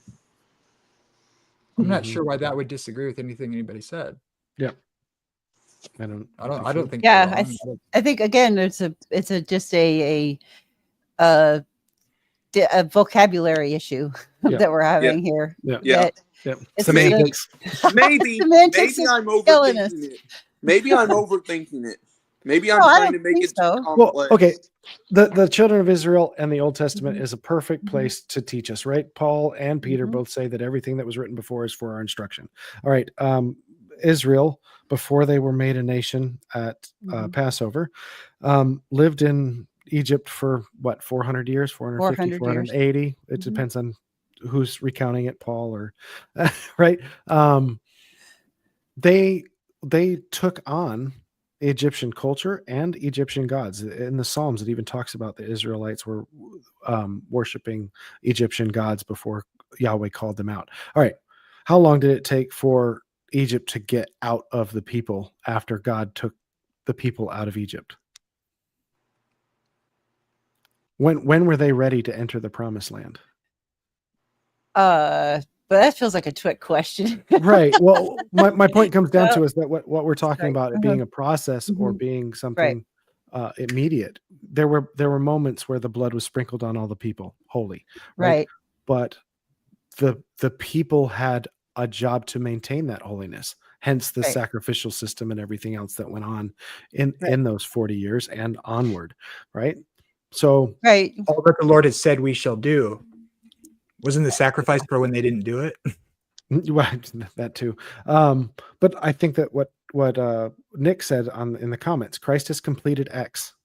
The ultimate sacrifice has been offered. It's enough to purify everyone. It's enough to bring everyone into holiness.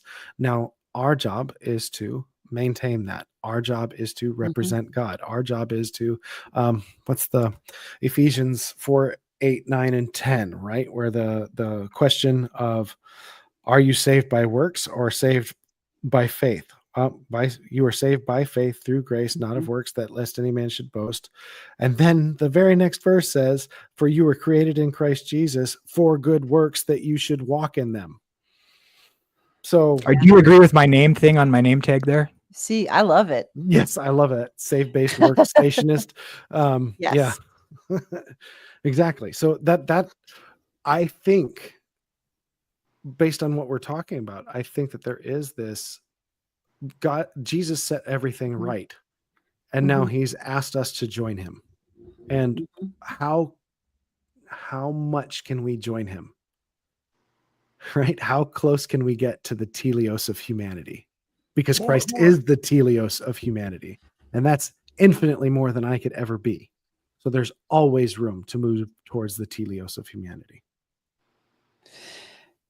Yeah, and one of the things that that, like Nick said there, it's the life lived in holiness, and holiness, I think, is something I hear a lot of in, again, the Protestant world is terrible at several things, and holiness, I think, is one of them, because there's a misunderstanding of what Torah is, and a lot of Protestants get stuck on Torah being the 10 commandments and a law code and this list of things you have to follow in order to, in some ways they would not, some of them are honest and say it and some of them aren't, but in some ways earn your way to salvation or holiness or sanctification or whatever you want to call it.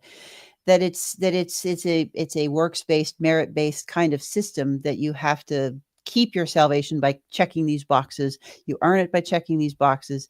But that's not the idea. The actual idea of Torah is you are made one of the people of God. You are made holy, and that out of that holiness comes the expression of wanting to follow Yahweh, because faith and works in Hebrew, the language, and then the idea of like what would have been conveyed at the language of the Mosaic covenant giving of that author of the Torah. Faith and works are two sides of an inseparable. So in Hebrew, you have the idea of an action. You have an abstract that requires an action. Faith is the abstract that is demonstrated by the action of works. And so they're not two things that are at war. They are not two things that you're not, faith and works are not two separate ideas. They're not cognitive dissonance. They're not things that are opposed to each other. You have one, and then you see the other because you have the one. You have faith, so you see works, and you have works, so you have faith. I mean, they work together as a cycle that keeps going and going and going. And it's the same idea, I think, with what we're trying to get our heads around with justification and sanctification. Like, you have one that leads to the other, that leads to the other. And it's just this rolling continuum of living in to try to become more at one, dwelling with Yahweh, which was where I always go back to, because that's the whole point of the entire Bible, is how do we get back to dwelling with Yahweh? Yep. You just summed Hebrews 11. This is part of Paul's point in Romans. So part of Paul's point in Romans, if you read it chronologically, is that salvation was never by the keeping of the law; it was always by grace. And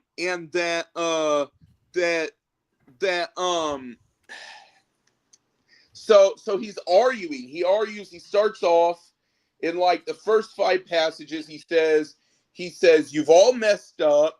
Salvation isn't by works of the law, though. It's by grace. You can all come back, etc. He gets to chapter 6. He says, this is what the Christian life looks like.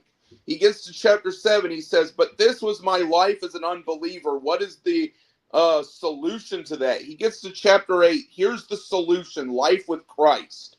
Then he gets to chapter 9 to 11, answering the objection from the inevitable Jewish interlocutor that it's unfair that God has passed over him, even though he spent his whole life keeping all these laws. And one thing that Paul says is that it's not of it that the Jew who sought it as if it was by works of the law has failed to obtain it, but he who sought it as if it was by grace has obtained it.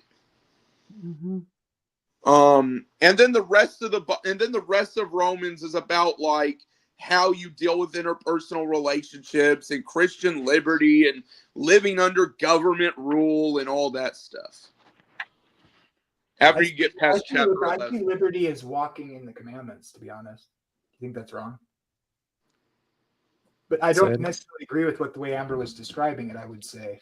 And so it seems like well, like how would you like how do we understand like when Paul says we establish the law? I don't think he's saying make a checklist and then white knuckle it and then God's happy or otherwise you're going to hell or something. But it seems like it's kind of like the spirit of the law doesn't include not, like the Sermon on the Mount sort of thing, I would argue. Like how would I think there's three things that are meant by law throughout the Bible. Mm-hmm. Well, maybe four. So the four things really. So first you have law as in principle. So you have a principle that can be carried out. You have law as in the Mosaic law. That's the law of Moses, or the Levitical law as it's sometimes called. Torah. Torah. You have law as in moral law, which are like universal absolutes that God expects of mankind. And then you have law as in the law of Christ, which is the law revealed in the New Testament. And so the way I read when Paul says we establish the law is I read him as saying we establish the law of Christ. And so it's the law of Christ in the New Testament. It's not the law of Moses. And the law of Christ, of course, contains the moral law and contains principle, just like the Torah contained moral law and contained principle. But Torah and the law of Christ are distinct things. The law of Christ we get through the teachings of Christ and the teachings of his apostles explaining the teachings of Christ. And if you want to throw in church history, sure, but I view church history as secondary to those other two things.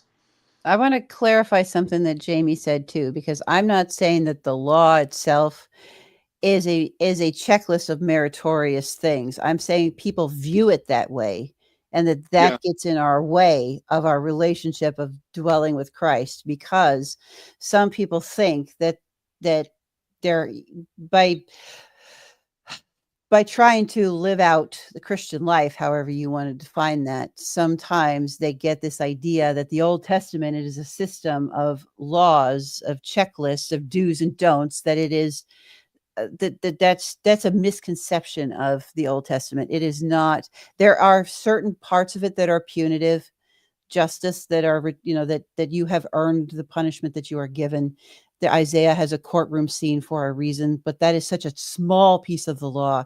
The law is redemptive. It is meant to reconcile the people back to Yahweh. It is, Deuteronomy is a love letter from God to Israel, reminding them how much he loves them and how much he wants to bring them in and restore them. It's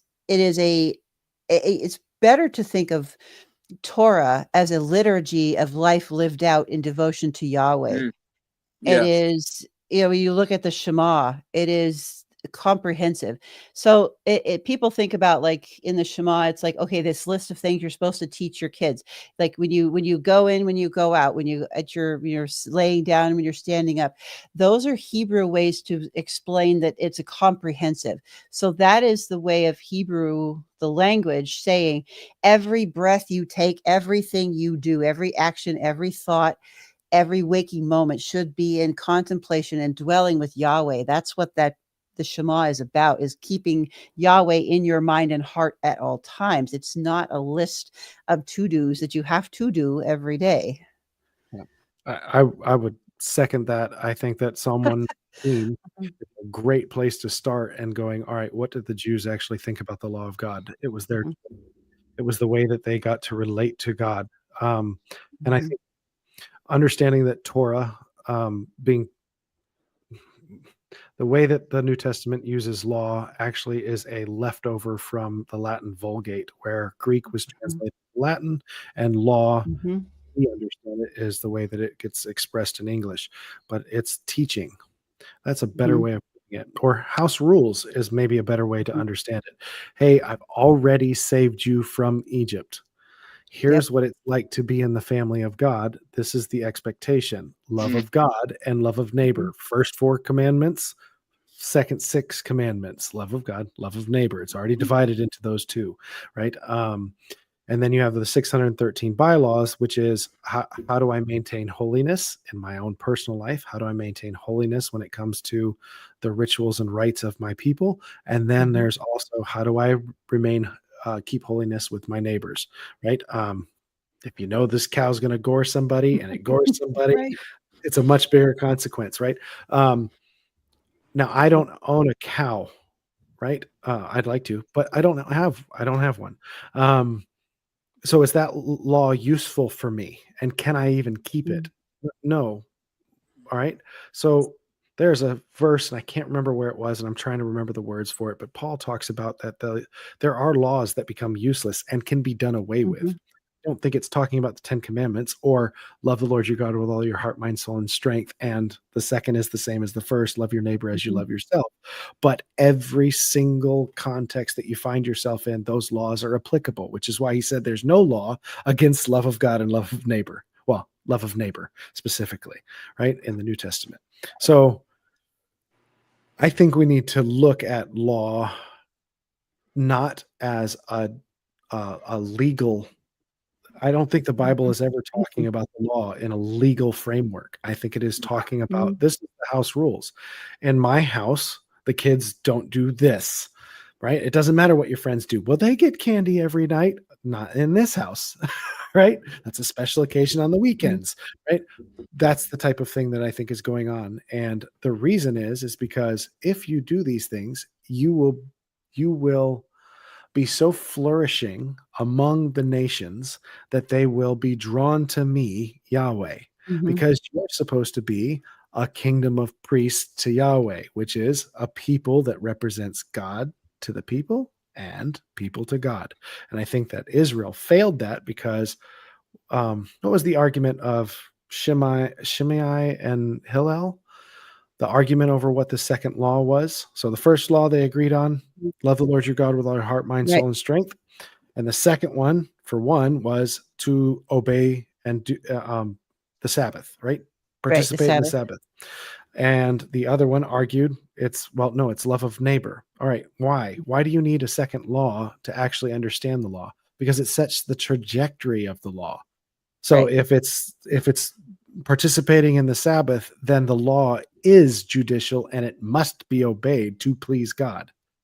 Where if it's love of neighbor, then you understand the heart of the law, and I don't need 613 bylaws to tell me how to love my neighbor. Love Yeah. does no harm to my neighbor.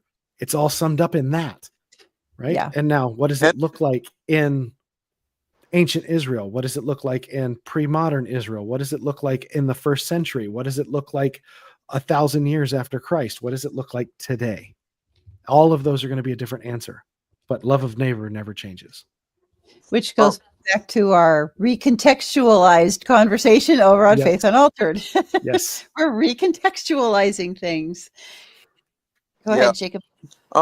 Well, let's see. Wait a minute. Let me take a minute. What was I gonna say? Um. Oh, and by the way, I hope I'm not boring you guys with my comments. Mm-mm. I hope they're fruitful. No. Yeah. No, they are. They are. I appreciate having you around, Jacob. I know Um. not everybody, give people to give you a hard time, but I love having you around. Yeah. uh, We're what is it? We're bloodhounds. We'll follow every rabbit trail. That's right. oh yeah, yeah. I was gonna say something, so I want to go back briefly to my thing on righteousness. How you live out righteousness. Part of it is the fruits of the spirit, manifesting the fruits of the spirit. As what is it? Corinthians gives you, Mhm. or where is that? There's a couple different lists, but yeah. Love, Mhm. joy, peace, patience, kindness, goodness, Mhm. self-control above. Yeah. Yeah. And then holiness, for me, holiness is is marked in 4 things. So modesty, moderation, sobriety and humility marks holiness. And so if you consistently do those four things, and of course sobriety and humility are more important than modesty and moderation, because your outward appearance is not as important as your character. But if you're consistently doing those four things, then I this is where I part ways with my Oneness Pentecostal brothers and sisters. I don't think the holiness standards are as important as the personality effects of the person in question. Like, I respect a woman that keeps the holiness standards, because I think that she's doing it because she genuinely believes it's glorifying to God and she wants to live her life that way. But I think that there's a lot of women that keep them that inwardly have very nasty attitudes. And it's better that the women, it would be better to dress in an untoward way, but have a heart of gold, have that humility and that sobriety, than to not have humility and sobriety, but dress holy.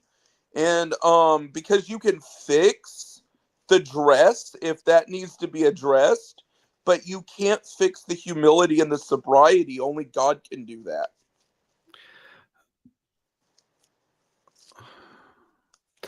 I have a story from an Orthodox perspective. Go ahead. There was a priest that was sent into a community that was believing a heresy, and the church wanted to reach out to this community and call them to repentance. And this was pretty early on, and I do not remember the name of the priest that was sent. But he goes to this community to learn what was going on, and he finds love, joy, peace, patience, kindness, goodness, self-control, all operating in this community where their theological belief was off. And so he comes back to his bishop and is talking to him. He's like, but I saw the fruit of the Spirit there. We don't have a control on where the Spirit shows up. So what it was done was, they may need teaching, but they are not outside the church. Recognizing that the fruit of the Spirit is fruit of the Spirit being in your life. So yeah, I do think that the inward is the most important. And I think Nick was the one that mentioned it earlier. Fruit is not for me. My fruit is not for me. It is for someone else to pick and enjoy. Yep. So if all my fruit is kept to myself, it's not fruit. Mm-mm.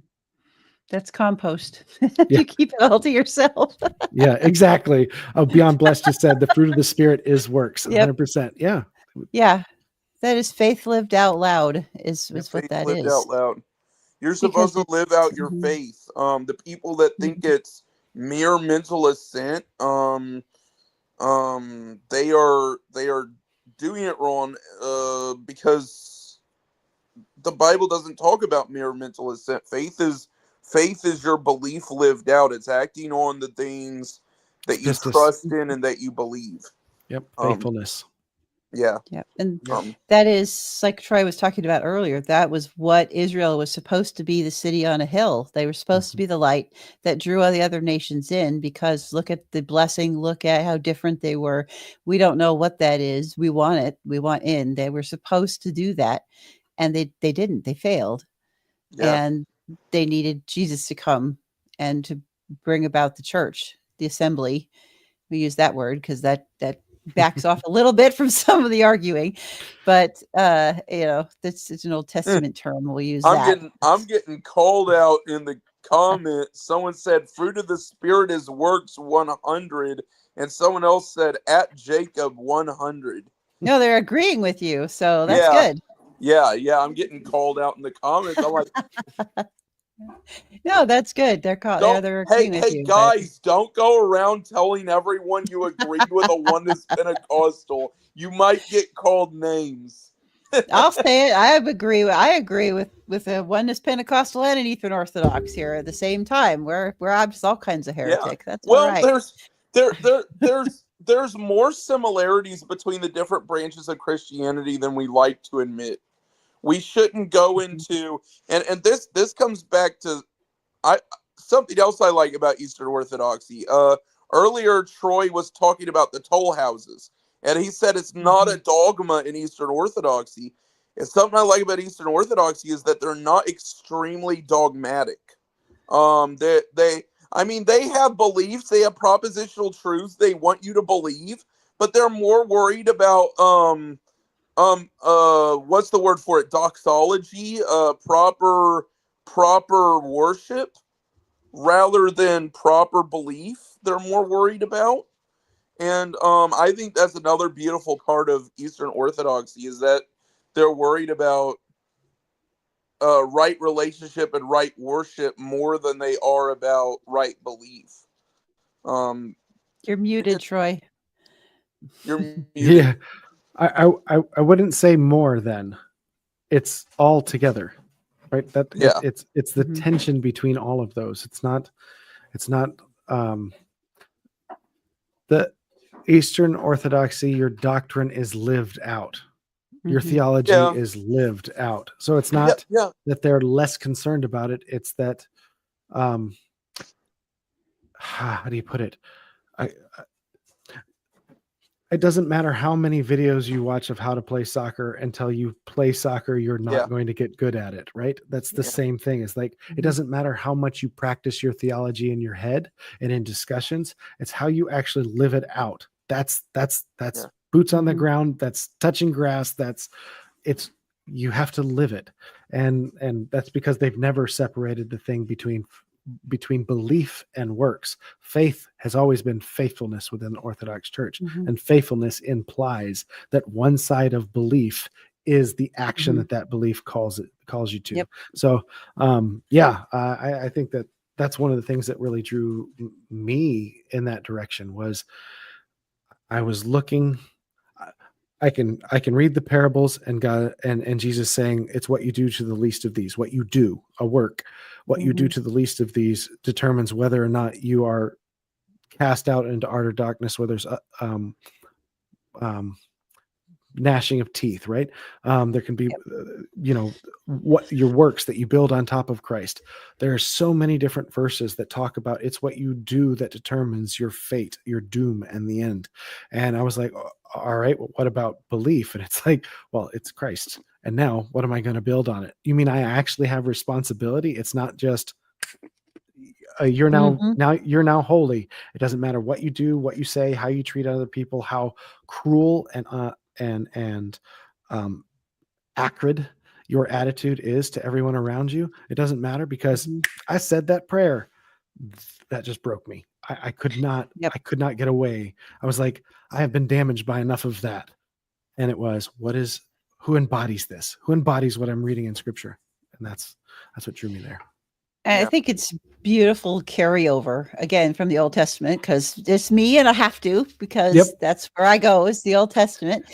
But the thing that Israel, and when you look at the preponderance of the condemnation in the prophets, was because they were not doing what they were supposed to do to care for the widow, the poor, and the orphan. They were really getting in trouble for that a lot. Most of their Torah violations were those kinds of things. I mean, it got to the point where, this is one of those other things that I absolutely love about Hebrew in the Old Testament, because God is sassy and spicy, and he gets really sarcastic sometimes, or satirical. And, you don't have to look very far. Like Amos, they send a sheep farmer to the king. I mean, you couldn't get more offensive than sending a sheep farmer to confront the king. I mean, how ridiculous is that? I love the fact that sometimes God just gets a little sassy with us when we get out of line. And Jonah is totally a book of satire, and it's hilarious. And my favorite. And you just see over and over and over again that God really is going after the fact that their hearts are hard, not that their minds are wrong, that their hearts are hard, because they're not. Because part of the story of Jonah is how nasty Jonah himself is. Yes. Like, the whole reason Jonah goes to Tarshish is because he doesn't want Nineveh to be saved. Right. And it is Jonah and Nineveh who suggest that God might relent from the thing he said to do if Nineveh repents. It's not God himself who says that. God says, tell them in 40 days Nineveh is going to be destroyed. And Jonah and Nineveh are the ones that suggest that if they repent, God's going to relent. And the whole reason Jonah goes to Tarshish is because he doesn't want Nineveh to be saved. He'd rather Nineveh be destroyed. And so part of the whole story is how nasty Jonah is. Here, you want to hear something crazy? What? Peter, Simon Bar Jonah, son of Jonah, Mhm. redeems his story. Mm-hmm. He does. And one of my favorite parts about Jonah, when you look at it from the literary canonical viewpoint of its satire, is one of the beauties of satire is it gets people laughing at how ridiculous something is, and then holds up a mirror to themselves. And Jonah is meant to show Israel how ridiculous they are. He finally gets to Tarshish, to Nineveh, and gives the shortest, worst sermon ever. And the whole city is on their face in grief, in sackcloth and ashes, repenting, begging God for forgiveness. And God has sent prophet after prophet after prophet after prophet to Israel, and they have gotten nowhere. And it's just like, Israel, how stupid are you that you're just not getting the point? And it's one of the things things I love about Jonah that people don't appreciate, I think, so much about some of. Hey, But hey, on a slightly different topic, this isn't completely related to what we're talking about tonight, but I thought of something the other day, or a few months ago. I thought of it. I was in the middle of the night, and sometimes thoughts just pop into my head, and I can't go to bed for hours because ADHD brain. And so I had this random thought. So David in the Old Testament, who's he a type of? Jesus. Now, David has a best friend named Jonathan. Jesus has a best friend named John. And I did some research on this, and if there's any Greek scholars, they can correct me if I'm wrong, but if I'm not mistaken, the word used for Jonathan in the Septuagint is the same Greek word used for, or a variation of the same Greek word used for the Apostle John in the New Testament.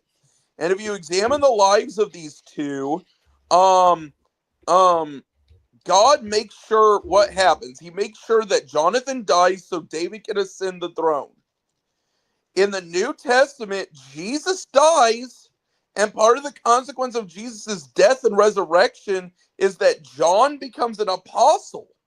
But John doesn't just become an apostle, but he dies of old age in like 95 AD. The same way King David died of old age. And I just thought that parallel was so cool. that's pretty cool. That is pretty cool. I thought that was cool. I thought that little nugget. It doesn't prove anything about Jesus or anything like that. It's just something that randomly popped in my head. These are the things I think about at 1 a.m. We all have those. Yeah. We all have those. I think what you were saying, Amber, about approaching their heart versus just their actions, you see that in the prophets, but you also see that almost what you were saying verbatim by what Jesus talks about the Pharisees, right? He goes, do what they say, but don't do as they do. What was another one that he talks about? He says, you'll travel land and sea to make one proselyte, and then you make him twice the son of hell that you are.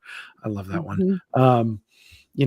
There's so much of that approach where Jesus is telling his disciples that they are correct. They sit in the seat of Moses. They are correct in what they're telling you to do, but they don't do it, which is why he calls them hypocrites, right? It's this heart issue, just as much as the Old Testament talks about and the prophets, that the sacrifices that were established by the law are an abomination to God because those sacrifices were supposed to be an outward reflection of what was going on in the heart, and the thing that it was in their heart was gone.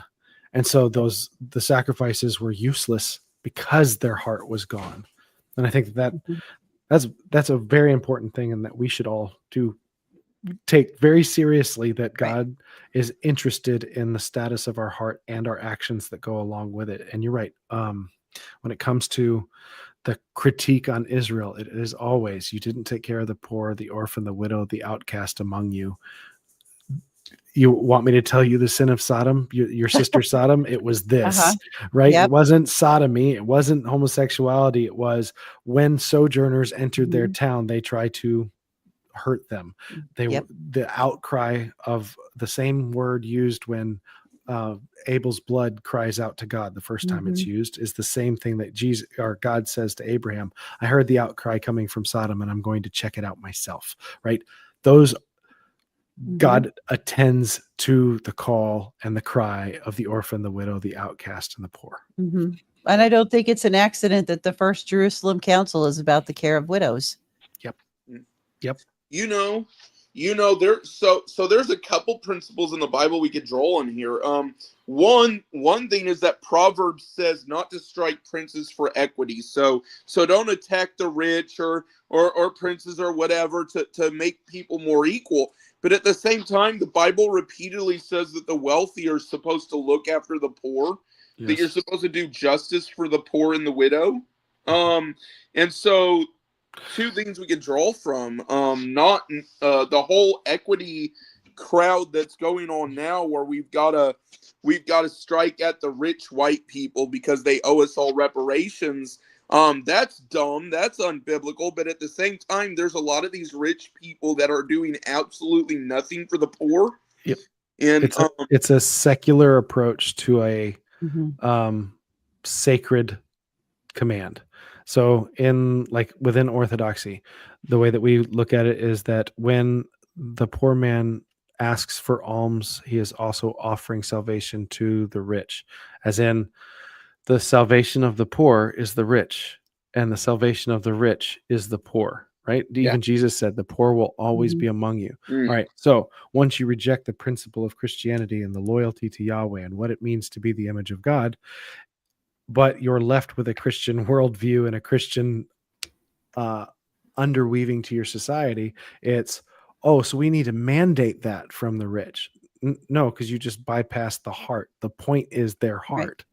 Right. And so that's where it goes wrong. It's not that the rich shouldn't be taking care of the poor. It's that that needs to be an offering from the rich, because that is their means of salvation. Think about it. The rich young ruler that comes to Jesus and says, what must I do to be saved? And he goes through the entire commandments, other than envy of neighbor. I think it was the one thing that he doesn't say. And he goes, I've done all those things. And he goes, okay, then go and sell all that you have and give it to the poor. And the man went away sad. And it says that Jesus loved him in that answer. Right. And it's like, so where was his heart at? Jesus was interested in the man's heart. Yeah. His answer for everyone isn't sell all your possessions and give them away. But if you're really materialistic, you need to do that. If you're a really materialistic person, you need to be giving more, because it strengthens your spirit and weakens your flesh to give away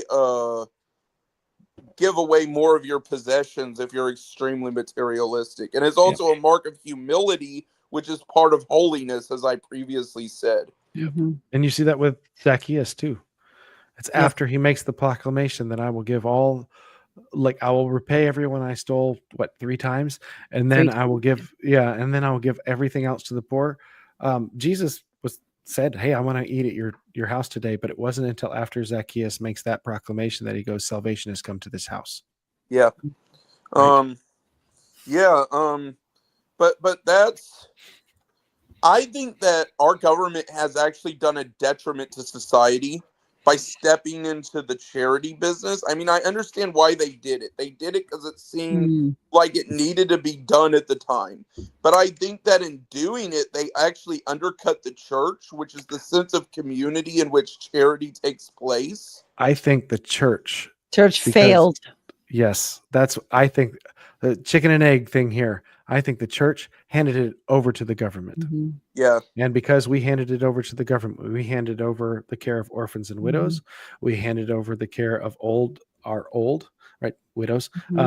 we handed over the schooling, we handed over Mhm. like the hospitals to, well, not to the government, but to the private industry. We handed over all the things that made us the center of society, and then we wonder Mhm. why the church is not the center of society. It's because we Yep. gave up all the things that were the light that brought them to us.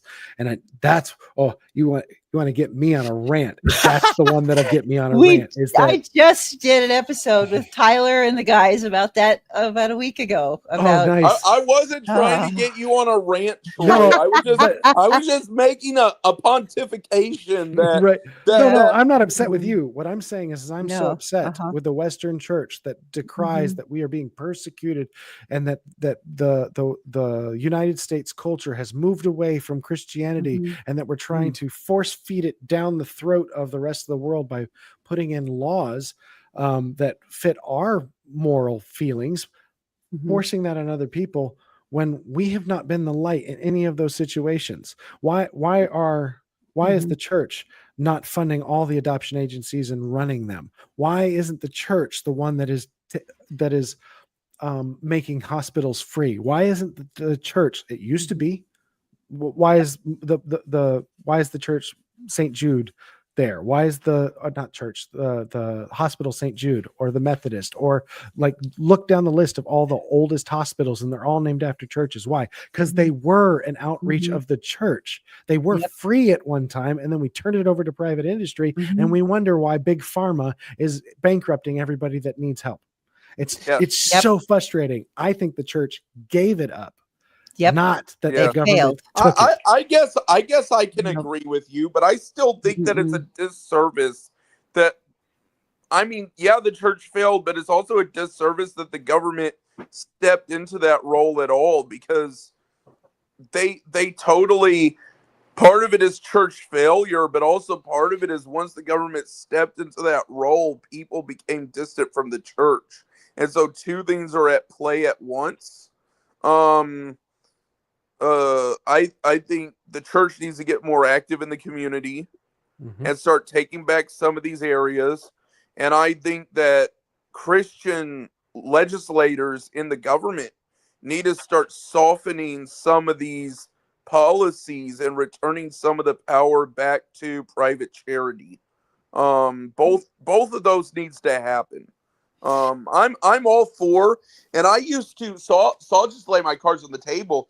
Before the neo-Nazi wannabe fanboys took over the term, I used to describe myself as a Christian nationalist. But for me, Christian nationalism was about a renaissance of Christian values and a strong nation. It wasn't about all these racial things that they want to make it about now. And even though I no longer describe myself as a Christian nationalist, I still believe that there needs to be a renaissance of Christian values and a strengthening of the nation. I think that's good for the whole world.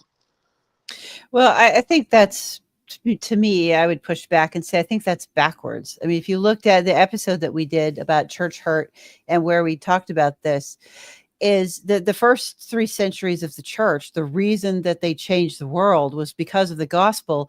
They were diverse, so they were ethnically, racially diverse, and in a world that was not. They cared about the sanctity of life, birth to death, in a way that was counterculture to a shocking degree. And at They high cost to them. Yes, they went out in dumps and dug up infants that were left to, to starve or be picked up by people to sold into sex slavery and just all kinds of horrible things. The church stood for the sanctity of monogamous marriage in a sexually rampant culture.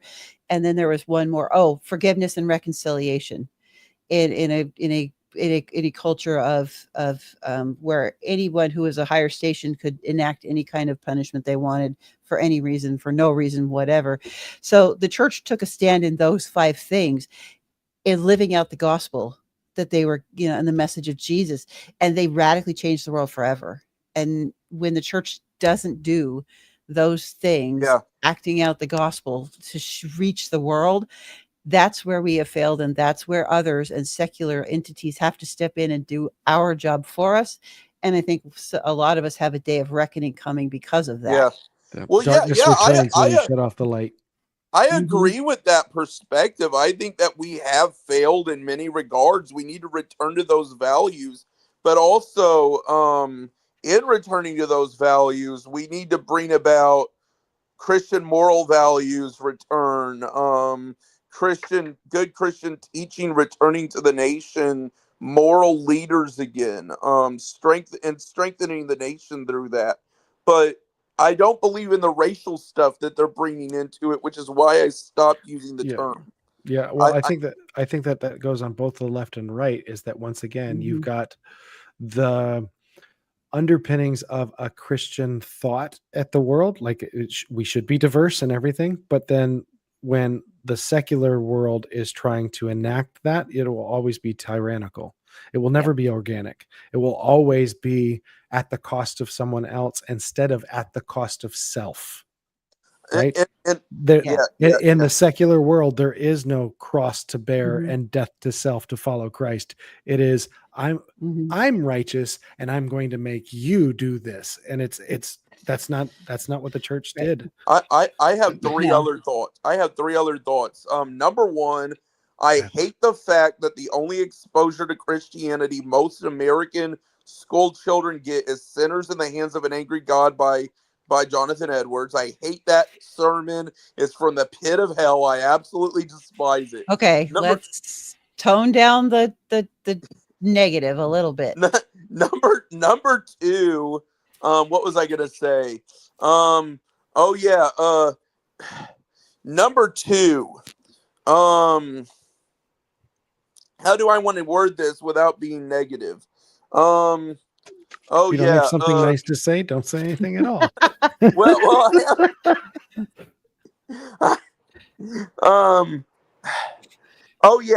So one of the reason people always wonder why aren't Christians, at least conservative Christians, those who view their faith conservatively, why aren't we given to liberalism more?